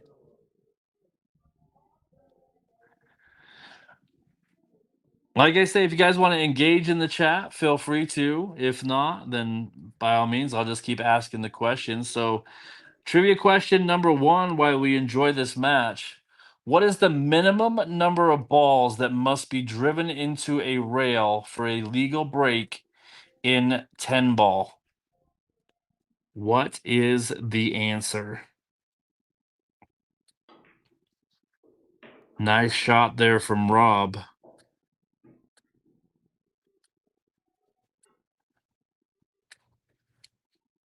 Again, I'll read the question one more time for those of you that are watching. What is the minimum number of balls that must be driven into the rail for a legal break in 10 ball?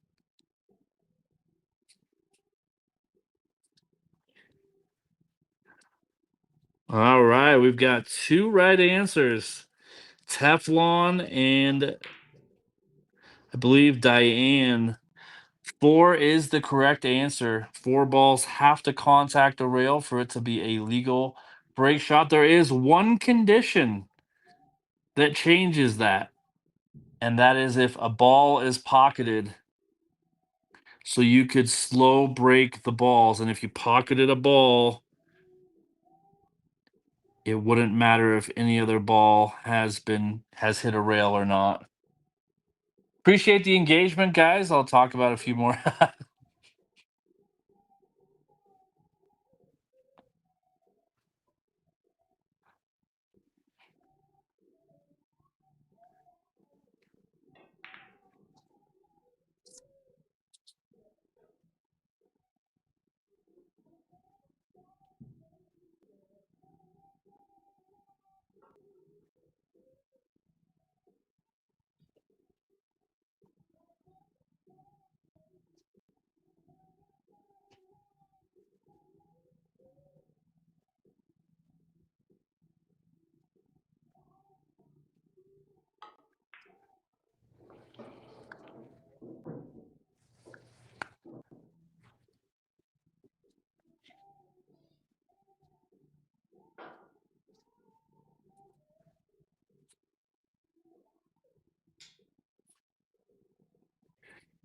Well done, guys, on the trivia question. I got a few more here for you in just a moment. Let's enjoy the rest of this rack.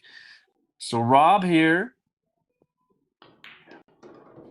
looking to regain a 2-game lead. This would be a monster game for him as it puts him 4 games away from victory if he is able to win. On the 6 ball, 6 to the 7, pretty easy. Just a simple stop shot here. He may want come back a little bit, and he did, and he's unfortunately given an opportunity back to Jorge, and Jorge couldn't be happier. Right up to the table, gonna fire this 6 ball in the corner. Try to steal a game here from Rob.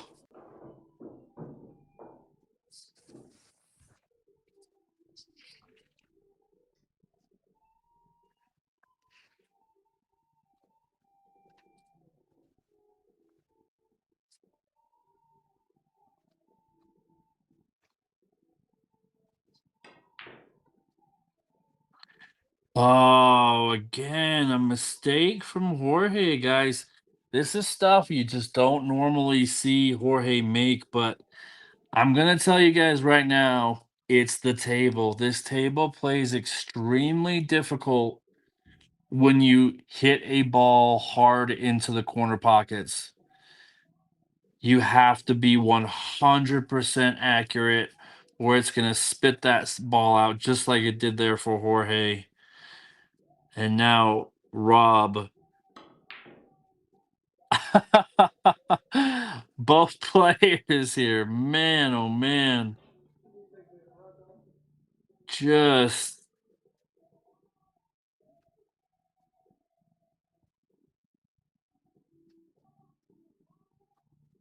making a few mistakes. This game is a big game for both players. Like I say, if you power a ball into these corner pockets, it's not going to go. If you contact the rail at all coming into the corner pockets, it does not fall on this table. The corner pockets are 4.25 inch wide, and it plays tough. Again, that happened to me on Thursday when I played on this table, probably 8 to 15 times. It's just something you can't really plan for. All you can do is just try to improve your accuracy the best you can. Oh, little miscalculation there from Jorge. May let Rob back to the table. I don't think when Rob missed that 7 the second time, I don't think he thought he was going to come back to the table, but I don't think Jorge goes for a pot here. I think he's going to try to figure out a safe option. Yeah, so I wa- it is a big gap, but it was somewhere between that because I remember almost every single one of them. That's pretty funny. I figure I had a pretty good window there, somewhere between there. See how Jorge plays this 9 ball. Well, he's gonna leave a long shot. Huh. He must have contacted either the rail going up to the corner pocket or the inside jaw of the pocket for it to spit that out. Spit it out on him 3 times.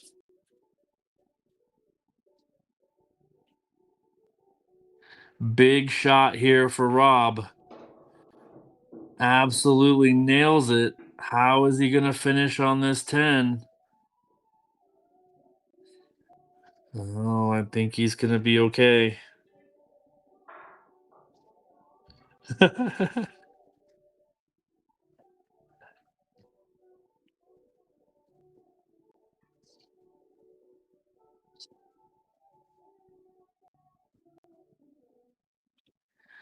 This is a monster shot here. Both players tried to give the game away. Is Rob going to take advantage? Or is Jorge going to come back to the table and maybe steal a game here? Big shot here for Rob.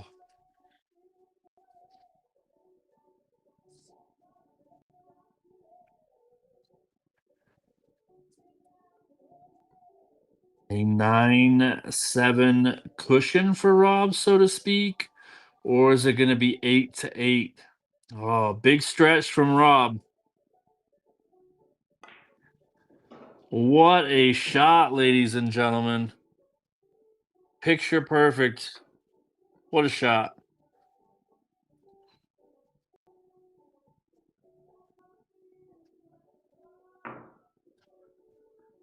All right, well, we have a little break here. Rob was able to win rack number 16.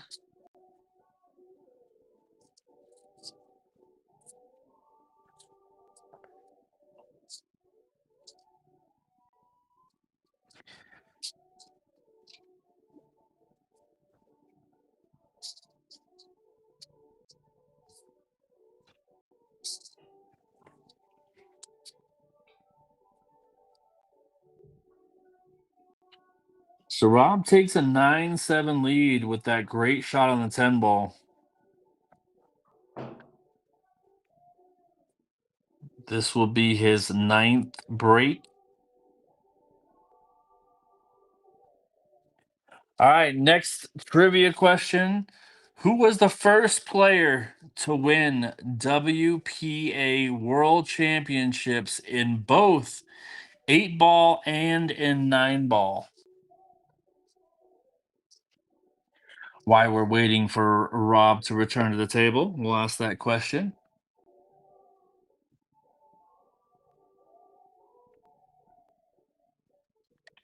Once again, question is who was the first player to win WPA World Championships in both 8 ball and in 9 ball? SVB is not the right answer. Let's see a few more answers here.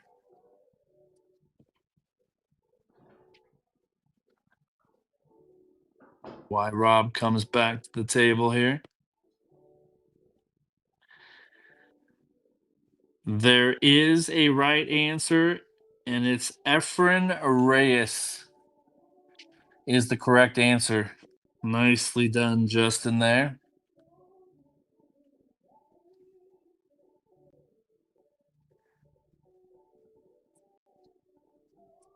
Correct answer again was Efren Reyes.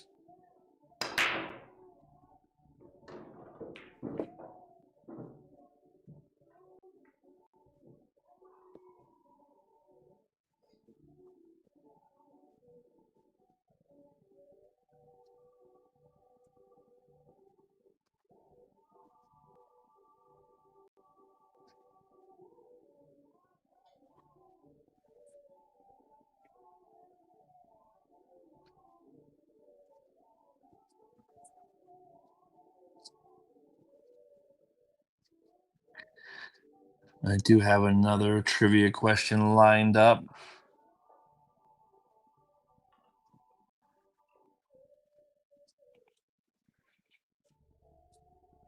Rob with another successful break.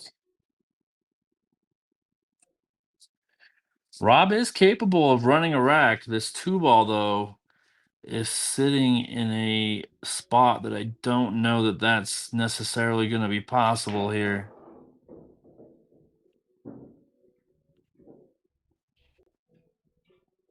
It looks like Rob went to potentially break that 2 ball out of its current location because it didn't necessarily have a pocket to Rob's liking.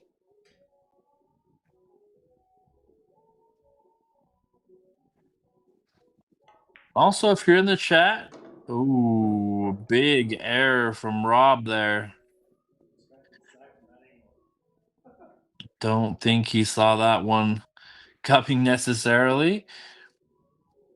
Gonna give ball in hand to Jorge. Wide open table.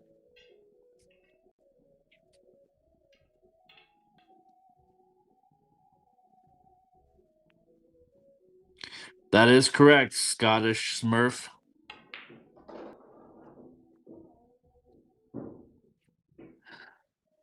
These two players went to the same score like 2.5 weeks ago, and it went hill. Was a spectacular finish. If you haven't watched that match, at least go tune into it, at least the last couple of racks, and it was high drama. And Jorge was actually came out victorious. Yes, that is correct. It is because of the Fargo gap. And again, when these players played this same spread weeks ago, it was hill.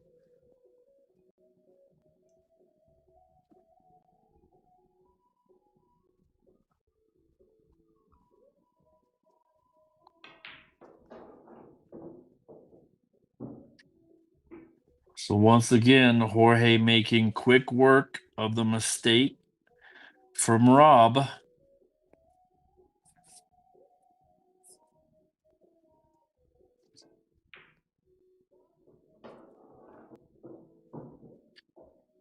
He's overrun this 9 ball again. That's the second time he may have hit that 8 ball a little bit too hard. If you noticed a couple racks ago, he did the same thing and it came back to bite him.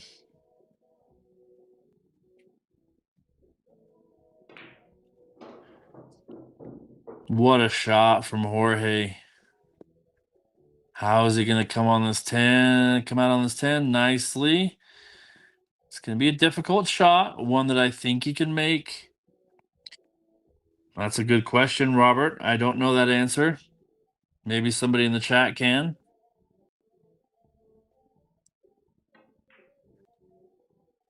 Oh, no.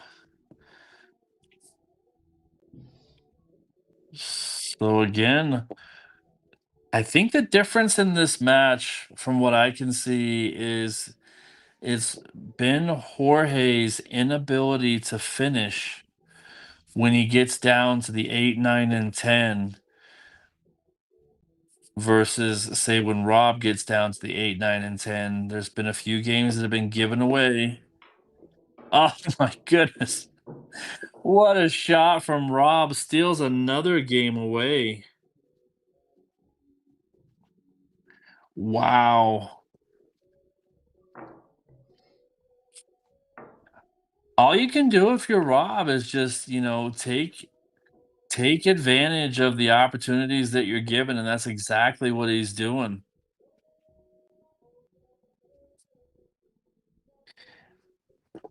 Teflon, this table punishes you for every type of miss and shot. I mean, it's an extremely difficult table.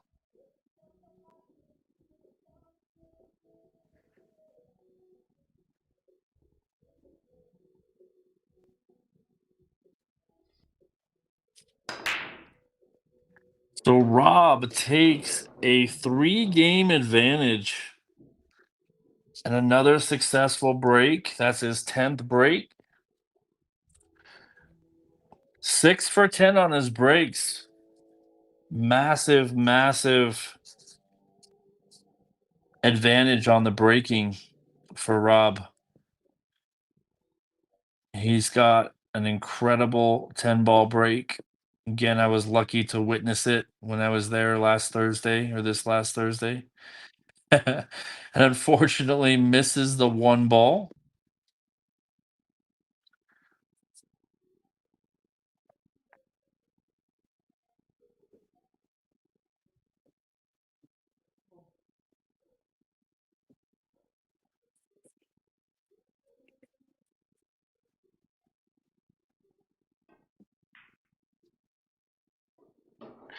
Wow. What a shot. Excellent shot there from Jorge. Again, Jorge's been making some really nice runs at the table. The problem is when he gets down to the critical point, like the 8, 9, and 10, something's gone wrong.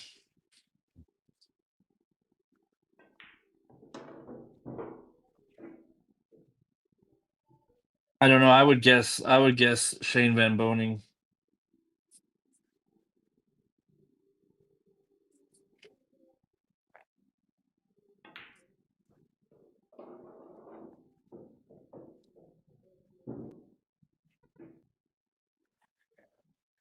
Well, we've seen it before, guys. We've seen some pretty massive comebacks before.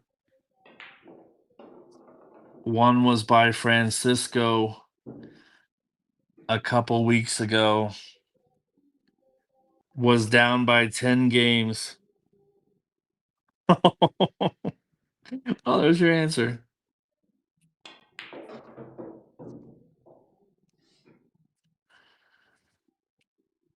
I'm pretty sure he's almost straight in on this nine ball. Maybe not quite. Yeah, he's pretty straight. Just a simple stop shot here should get him in position for the 10, and he's done it. I think that's what Rob said when he had that match with Francisco.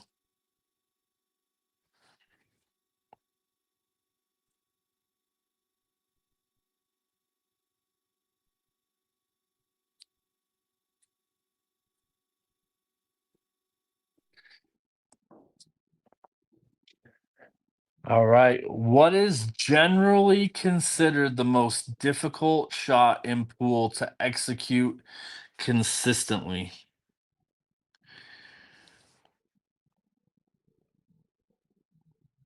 Is the question.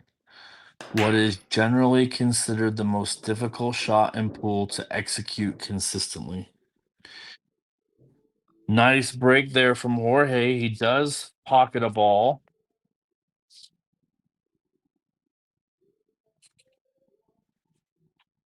4 for 9 on his breaks.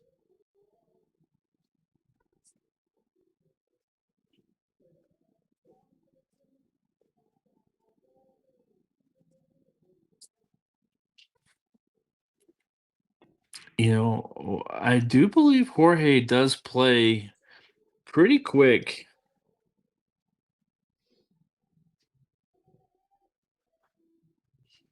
but he's extremely accurate when he plays quick. It's pretty impressive to watch.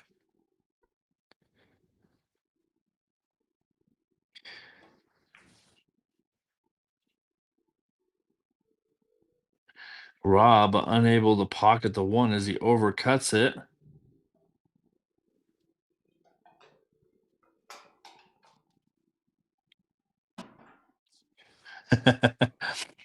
So the answer is, again, the question was, what is generally considered the most difficult shot in pool to execute consistently? The answer is a long straight in shot because they expose even the smallest aiming or stroke errors. So definitely would agree with that, especially on a 9 foot table. But any table that would make a big difference. So the answer is long shots, long straight shots.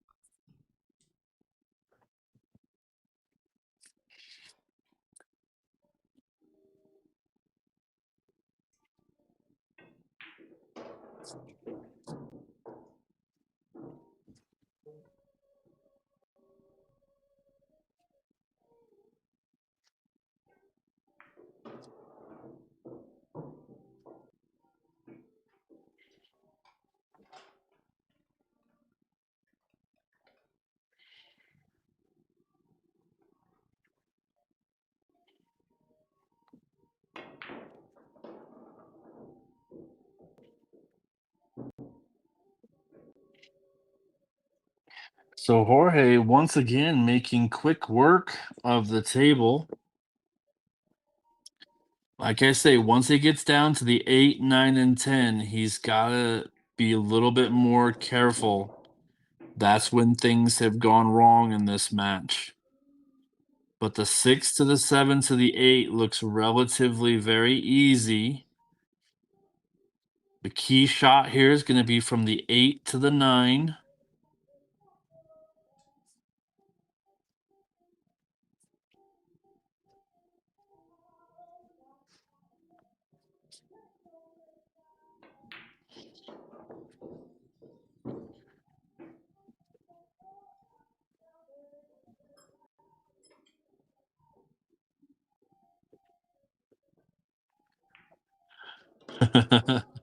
Not trying to curse.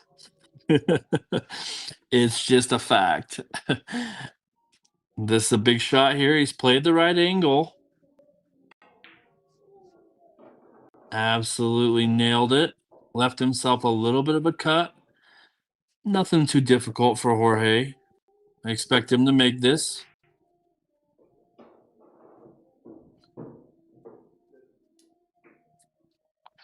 So Jorge comes with back-to-back games, ladies and gentlemen. Is this the start of a comeback?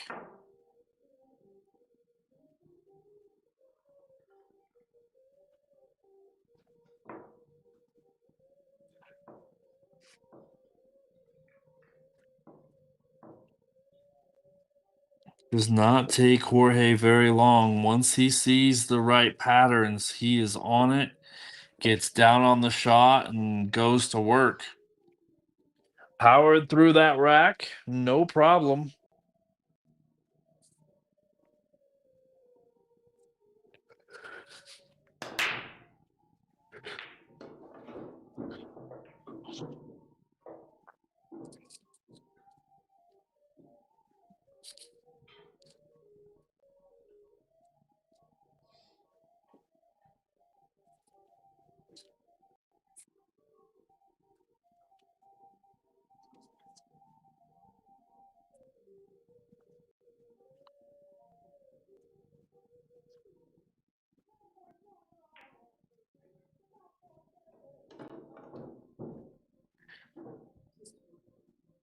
So that was a successful break for Jorge. He's now 5 for 10, so he's increased his break percentage. I believe he's made a ball on his last 4 breaks, if I'm not mistaken.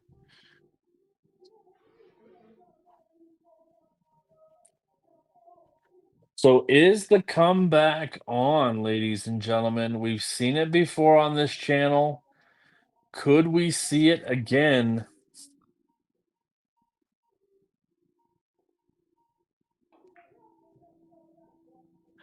Again, Jorge able to win the last 2 racks rather convincingly there.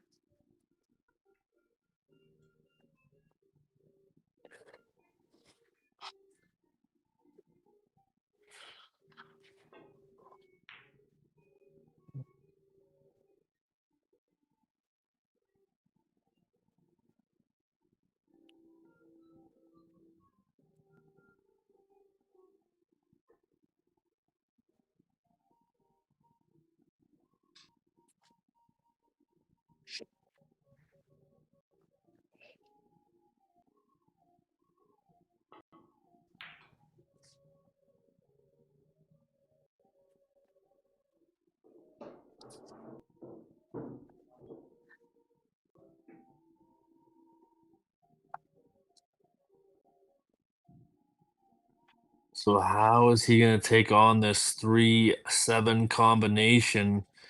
It might be wired. It's just a matter of if he can hit the 3 ball from where the cue ball's at. I don't know if he can.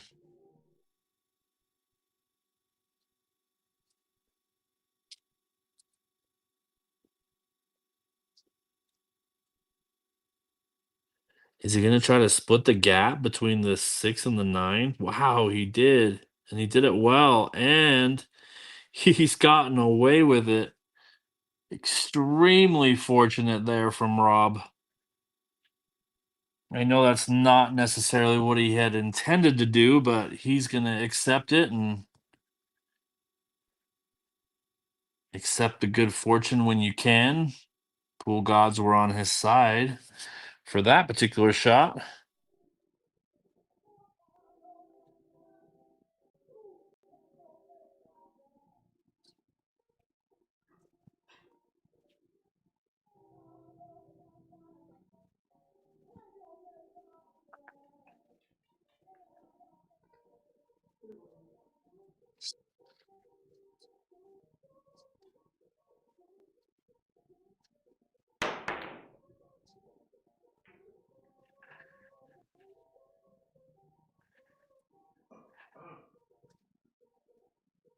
As he left a shot for Rob.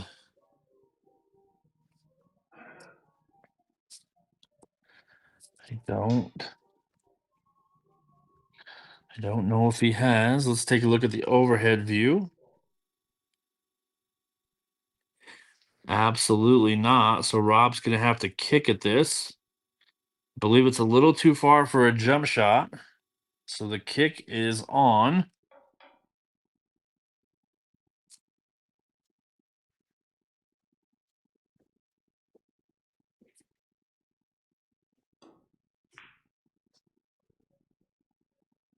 Wow. He's going to love this. What a shot, ladies and gentlemen. End up right behind them 10 ball. Whether it was planned or not, very, very, very fortuitous outcome.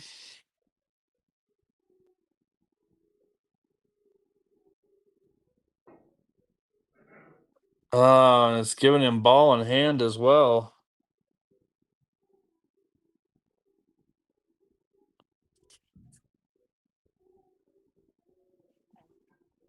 Yeah, he can't be giving up ball in hands, but again, that was just a really nice shot from Rob. And now can he take advantage of it? The table sets up pretty nicely.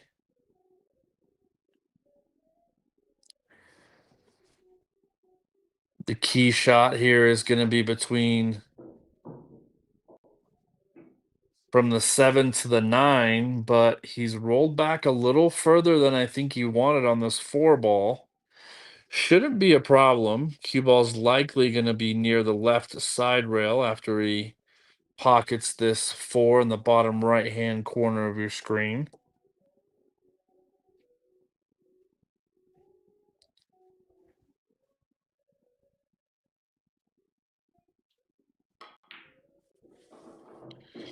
Nicely done.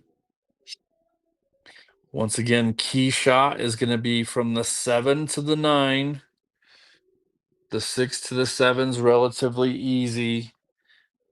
So we'll have to see what he comes up with from the 7 to the 9 to set up for the 10 ball. This is a very big rack for Rob. To finish anyway, he's in prime position.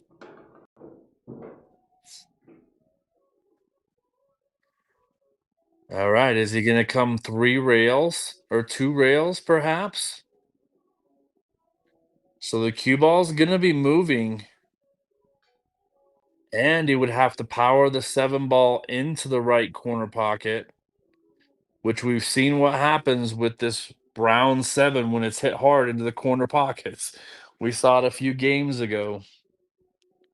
It does not like to go in. So this shot has to be accurate from Rob. Looks like he's just going to play a draw shot, come off the left side rail, and come back behind the 9, which means he's got to hit this pretty hard.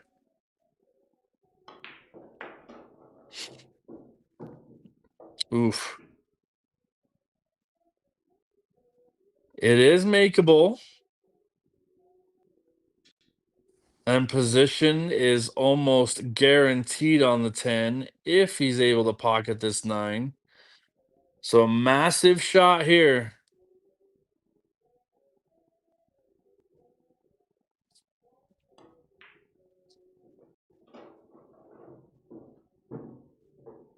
Absolutely crushed it.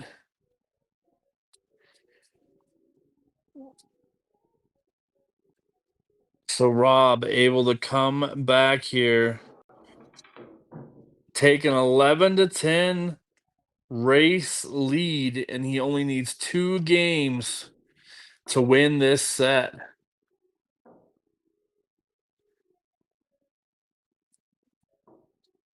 Man, what a big shot on the 9 ball there. Very impressive.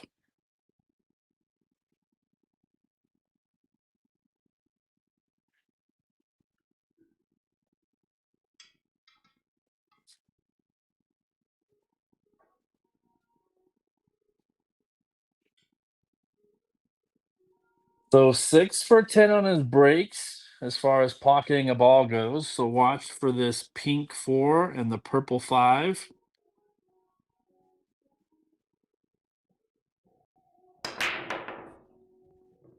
Pink 4 is down. He's gonna have a shot on the 1, and he's gonna be straight in on the 1. Look at this table. Wow. What a setup. Everything out in the open. This is what I was talking about earlier, how Rob's break can impact the match. Absolutely phenomenal.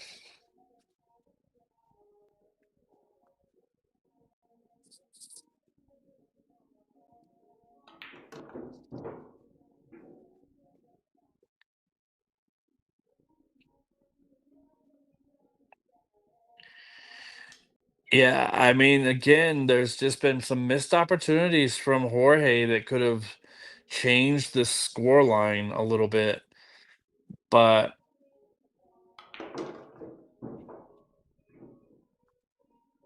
I mean, Rob's playing really well. We can't take that away from him.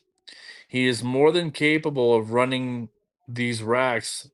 I saw it happen against me, especially when he gets down to the last couple games. He ran over me. I just sat in my chair. There's nothing I could do because his break was so good.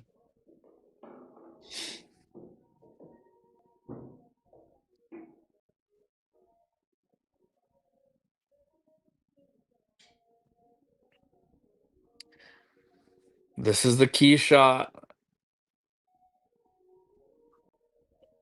The other key shot that's coming up is from the 8 to the 9. Played that one extremely well. Now, what's he going to do with this 9 ball? Because it doesn't go in the bottom right hand corner. So he's going to have to leave himself an angle, which is about the same as where the cue ball is at right now, to where he wants to pocket this 8 ball. He's got the right angle. He's going to have to hit it hard. I don't see him rolling forward here. I see him powering this 8 ball into the bottom left-hand corner and then coming back out to the center of the table for the 9 ball.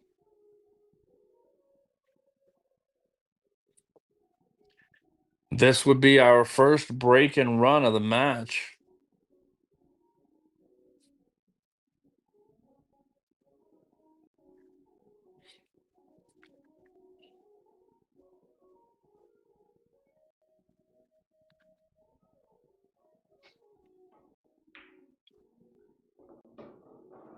All right, he did elect to go forward on this ball. And now he may have left himself a little bit of a decision here.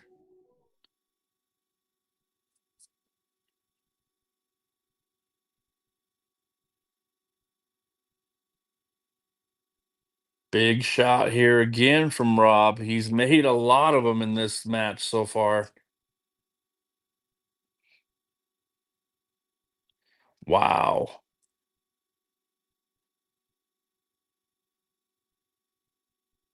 Wow, wow, wow. Break and run from Rob. Absolutely clutch. And again, it's the power of the break. He's 7 for 11 on making a ball when he breaks. That was the first break and run. of the match.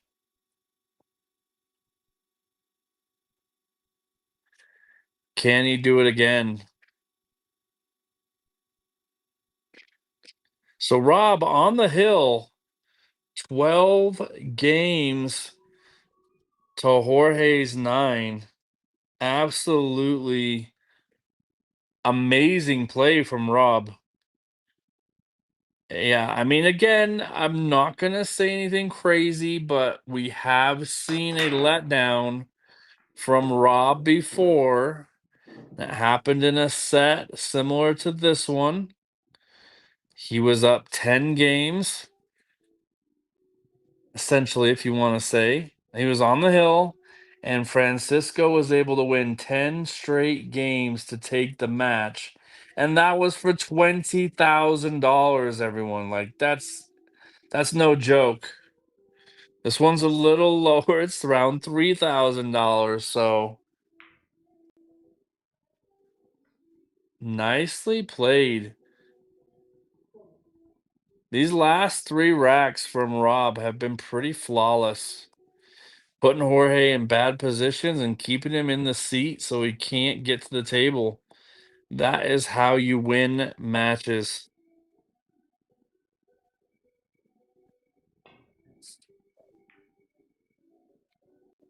No rail. That's going to be a foul. It's going to be ball in hand to Rob.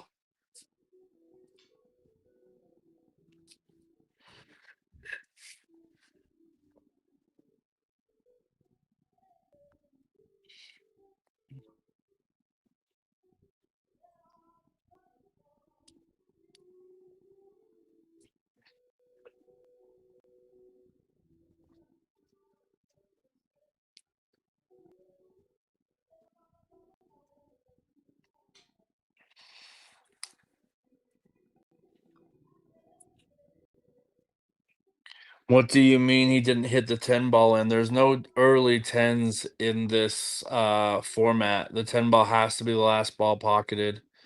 So he didn't have a chance to pocket the 10 ball. So a mistake from Rob is going to bring Jorge back to the table. Oh yeah, I see what he's saying. So yeah, yeah, Jorge conceded. So when your opponent just says you're good, you don't have to shoot the 10, and he just takes the win. So it's controlled by your opponent. If you're ever conceded a game, you should never shoot the last ball. Just take it and run with it.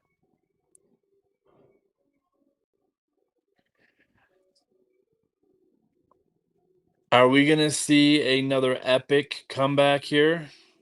Or is Rob gonna snap this one off?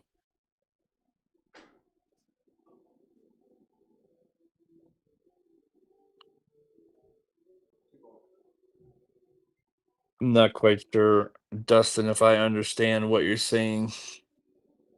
Jorge had it didn't have an opportunity to win last game. So Rob misses the two and comes out fortunate. Definitely getting the love from the pool gods right now in terms of how the rolls are panning out. The 50-50 rolls, I like to say, where they can go your way or your opponent's way. It's where a little bit of the luck comes into play. Rob back to the table with a nice clean shot here on the one. And once again, guys, Jorge, Jorge just trying to tread water right now. Rob misses and it leaves Jorge hooked. And I think you see a little bit of frustration from Jorge because he's just like, just give me a shot.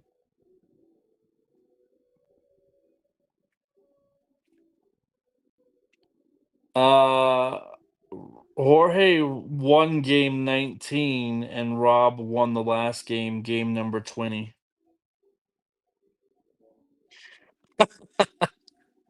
That would be the reason if you're a few racks behind. That's funny.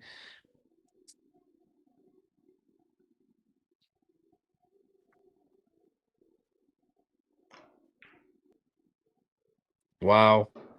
Another great shot from Rob. What a cut up the rail there.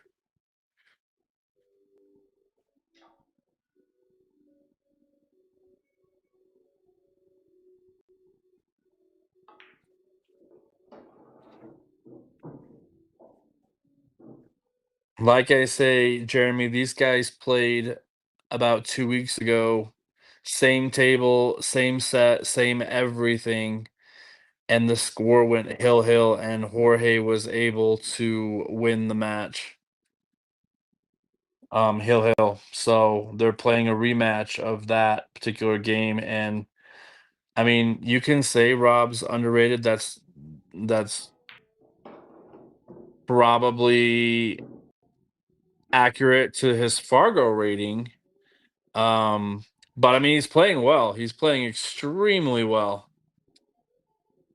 And this is his home table, so it does make a little bit of a difference. He does kind of maybe have a little bit of a home field advantage, but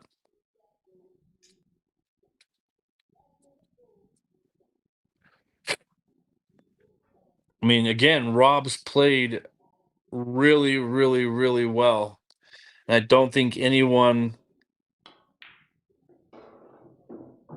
that's watching this match can say otherwise. I mean, Rob has looked like the better player in this particular match.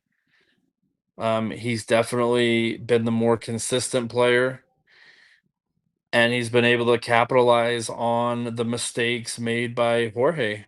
And that's the difference in the match. Is that going to happen every set? Possibly. Probably not, but in this particular match, that's sometimes how it goes. Again, big shot here. Potentially win the match to get to this 10 ball.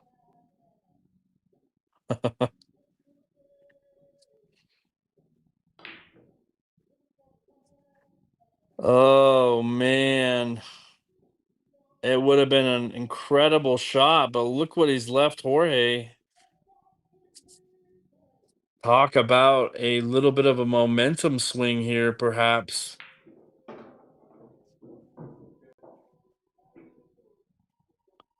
Jorge steals a game from Rob there.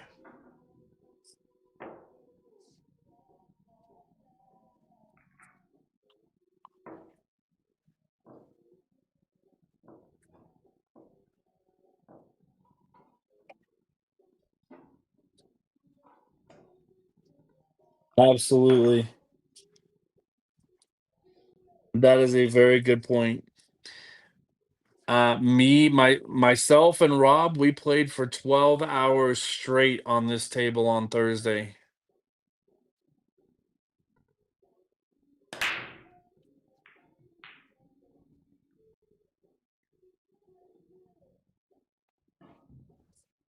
Yep, absolutely. It's about 2 to 1.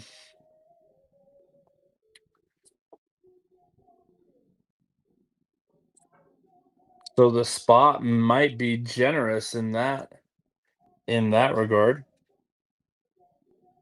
If you were strictly going on a Fargo rating, but they're not. They're going on what's been negotiated from both players. Because yeah, if you took the 100-point gap and you put it into the Fargo rate app and you said, "Hey, give me a hot game or a medium game," it's gonna be like especially a race to 19. Rob would only have to go to like 8 games, maybe 9.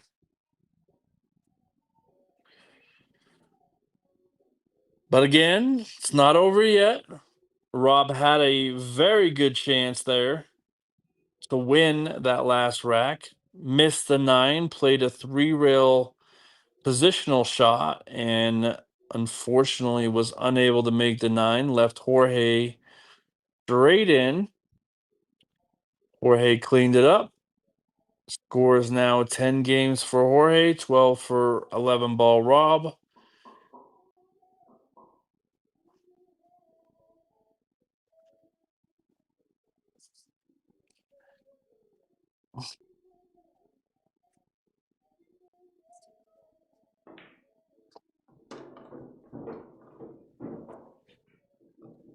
So a few mistakes here from Rob. Can Jorge capitalize? That was, in my opinion, that was such a big game, the last one there, that Rob missed that nine. I mean, Jorge can win this. Jorge is more than capable of running a few racks, and that would put him right back in this and put a little pressure on Rob. Again, Rob's still a heavy, heavy favorite to win, but we've seen stranger things happen. And if you look how this table is lined up, the 6 to the 7 looks like it's going to be a key shot.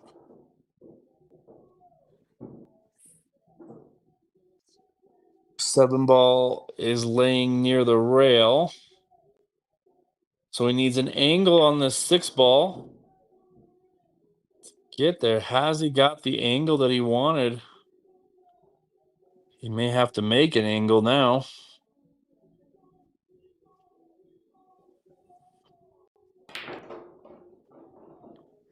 Man, what a shot.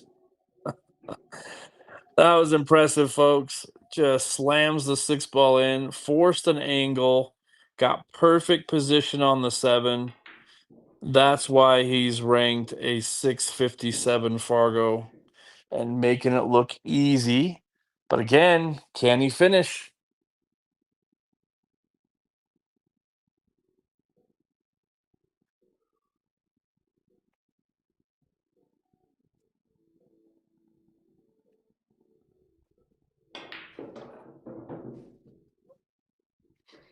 Oh man, look what he's left himself. A good shot, but man, he's left a difficult 9 ball.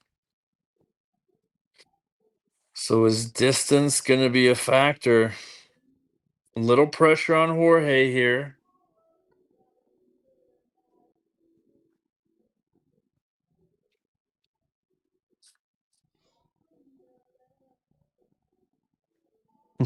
We've seen it before.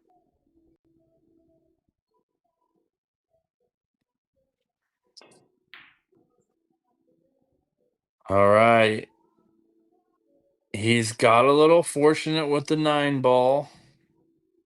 It's not an easy shot for Rob, but it's one Jorge definitely could have made.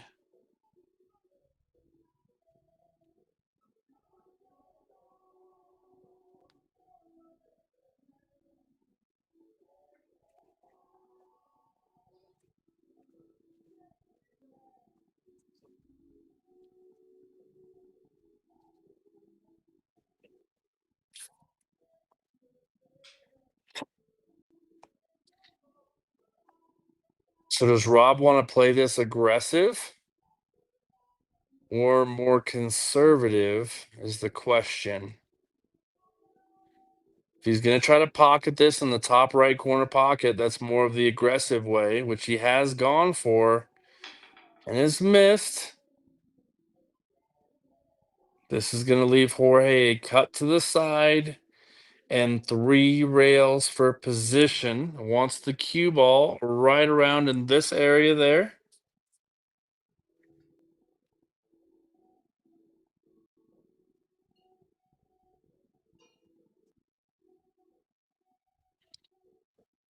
That's his target point, in my opinion.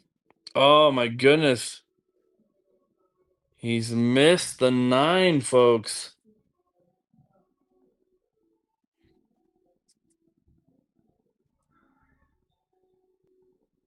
Yeah, you can hear the frustration from Jorge. That could be the last shot of this particular set.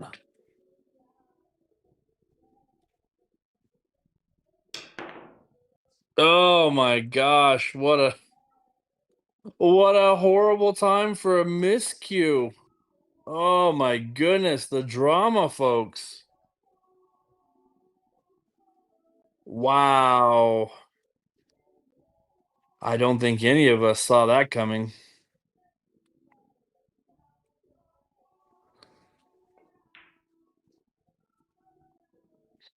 Oh my God. Back and forth we go. All right, Rob, you've had two chances already at the 9 ball. This is probably your best one here.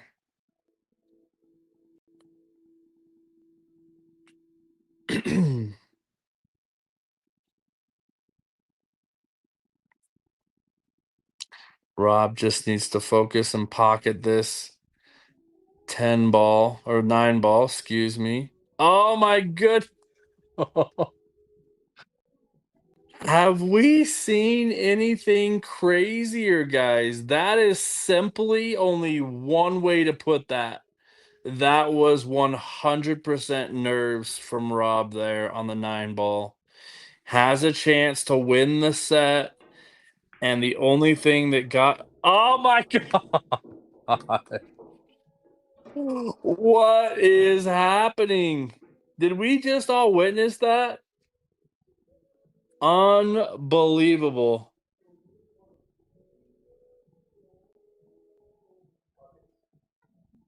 Unbelievable. Wow, so Rob wins the set, ladies and gentlemen. If you've liked my commentary, you guys can send a tip. We do accept tips here. They're always appreciated. Play a quick video for you. Wow, incredible finish, guys. What's up, Rail Birds? 11 Ball Rob here. Just wanted to say thanks so much for your support and helping us build and grow the community here. And also wanted to ask you guys to show some love to the commentary team. We're going to throw up our Venmo code here for the commentary. Open your Venmo app. It's at commentary, or if you just scan the QR code. Also, there's a link in the description. Anything helps. If you can throw these guys a couple bucks, it's really appreciated. They do an amazing job and help keep these streams more interesting. Thanks so much for your support. Love you guys.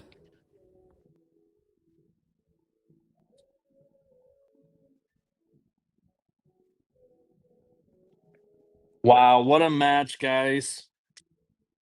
What a match. There's going to be another match between these two players tomorrow. It's going to take place on Jorge's channel. So stay tuned for that. Give us a follow. Give us a like. We'd like to thank the sponsors, Gutter Boys and TarmaHomesUtah.com. Absolutely crazy, guys. Again, Rob played phenomenal. Jorge made some mistakes that kind of cost him there. But they're gonna play again tomorrow. Again, it's gonna be on Jorge's YouTube channel. What a match! What a win from Rob. Rob played pretty well. Did make some mistakes in that last rack. None bigger than that 9 ball shot from Jorge and Scratch. Unbelievable. Rob just shared the YouTube link for tomorrow's action, guys. So give that a follow. That'll be where the match takes place tomorrow. What a finish we just saw. Absolutely crazy. Thank you guys for being a part of the stream. What an absolute gem of a match. Thanks for being part of the 11 Ball TV, guys. My name is Matt Walker. I'm going to leave you once again on this little video. You guys have a good night. What's up, Rail Birds? 11 Ball Rob here. Just wanted to say thanks so much for your support and helping us build and grow the community here. And also wanted to ask you guys to show some love to the commentary team. We're going to throw up our Venmo code here for the commentary. Open your Venmo app. It's at commentary, or if you just scan the QR code. Also, there's a link in the description. Anything helps. If you can throw these guys a couple bucks, it's really appreciated. They do an amazing job and help keep these streams more interesting. Thanks so much for your support. Love you guys.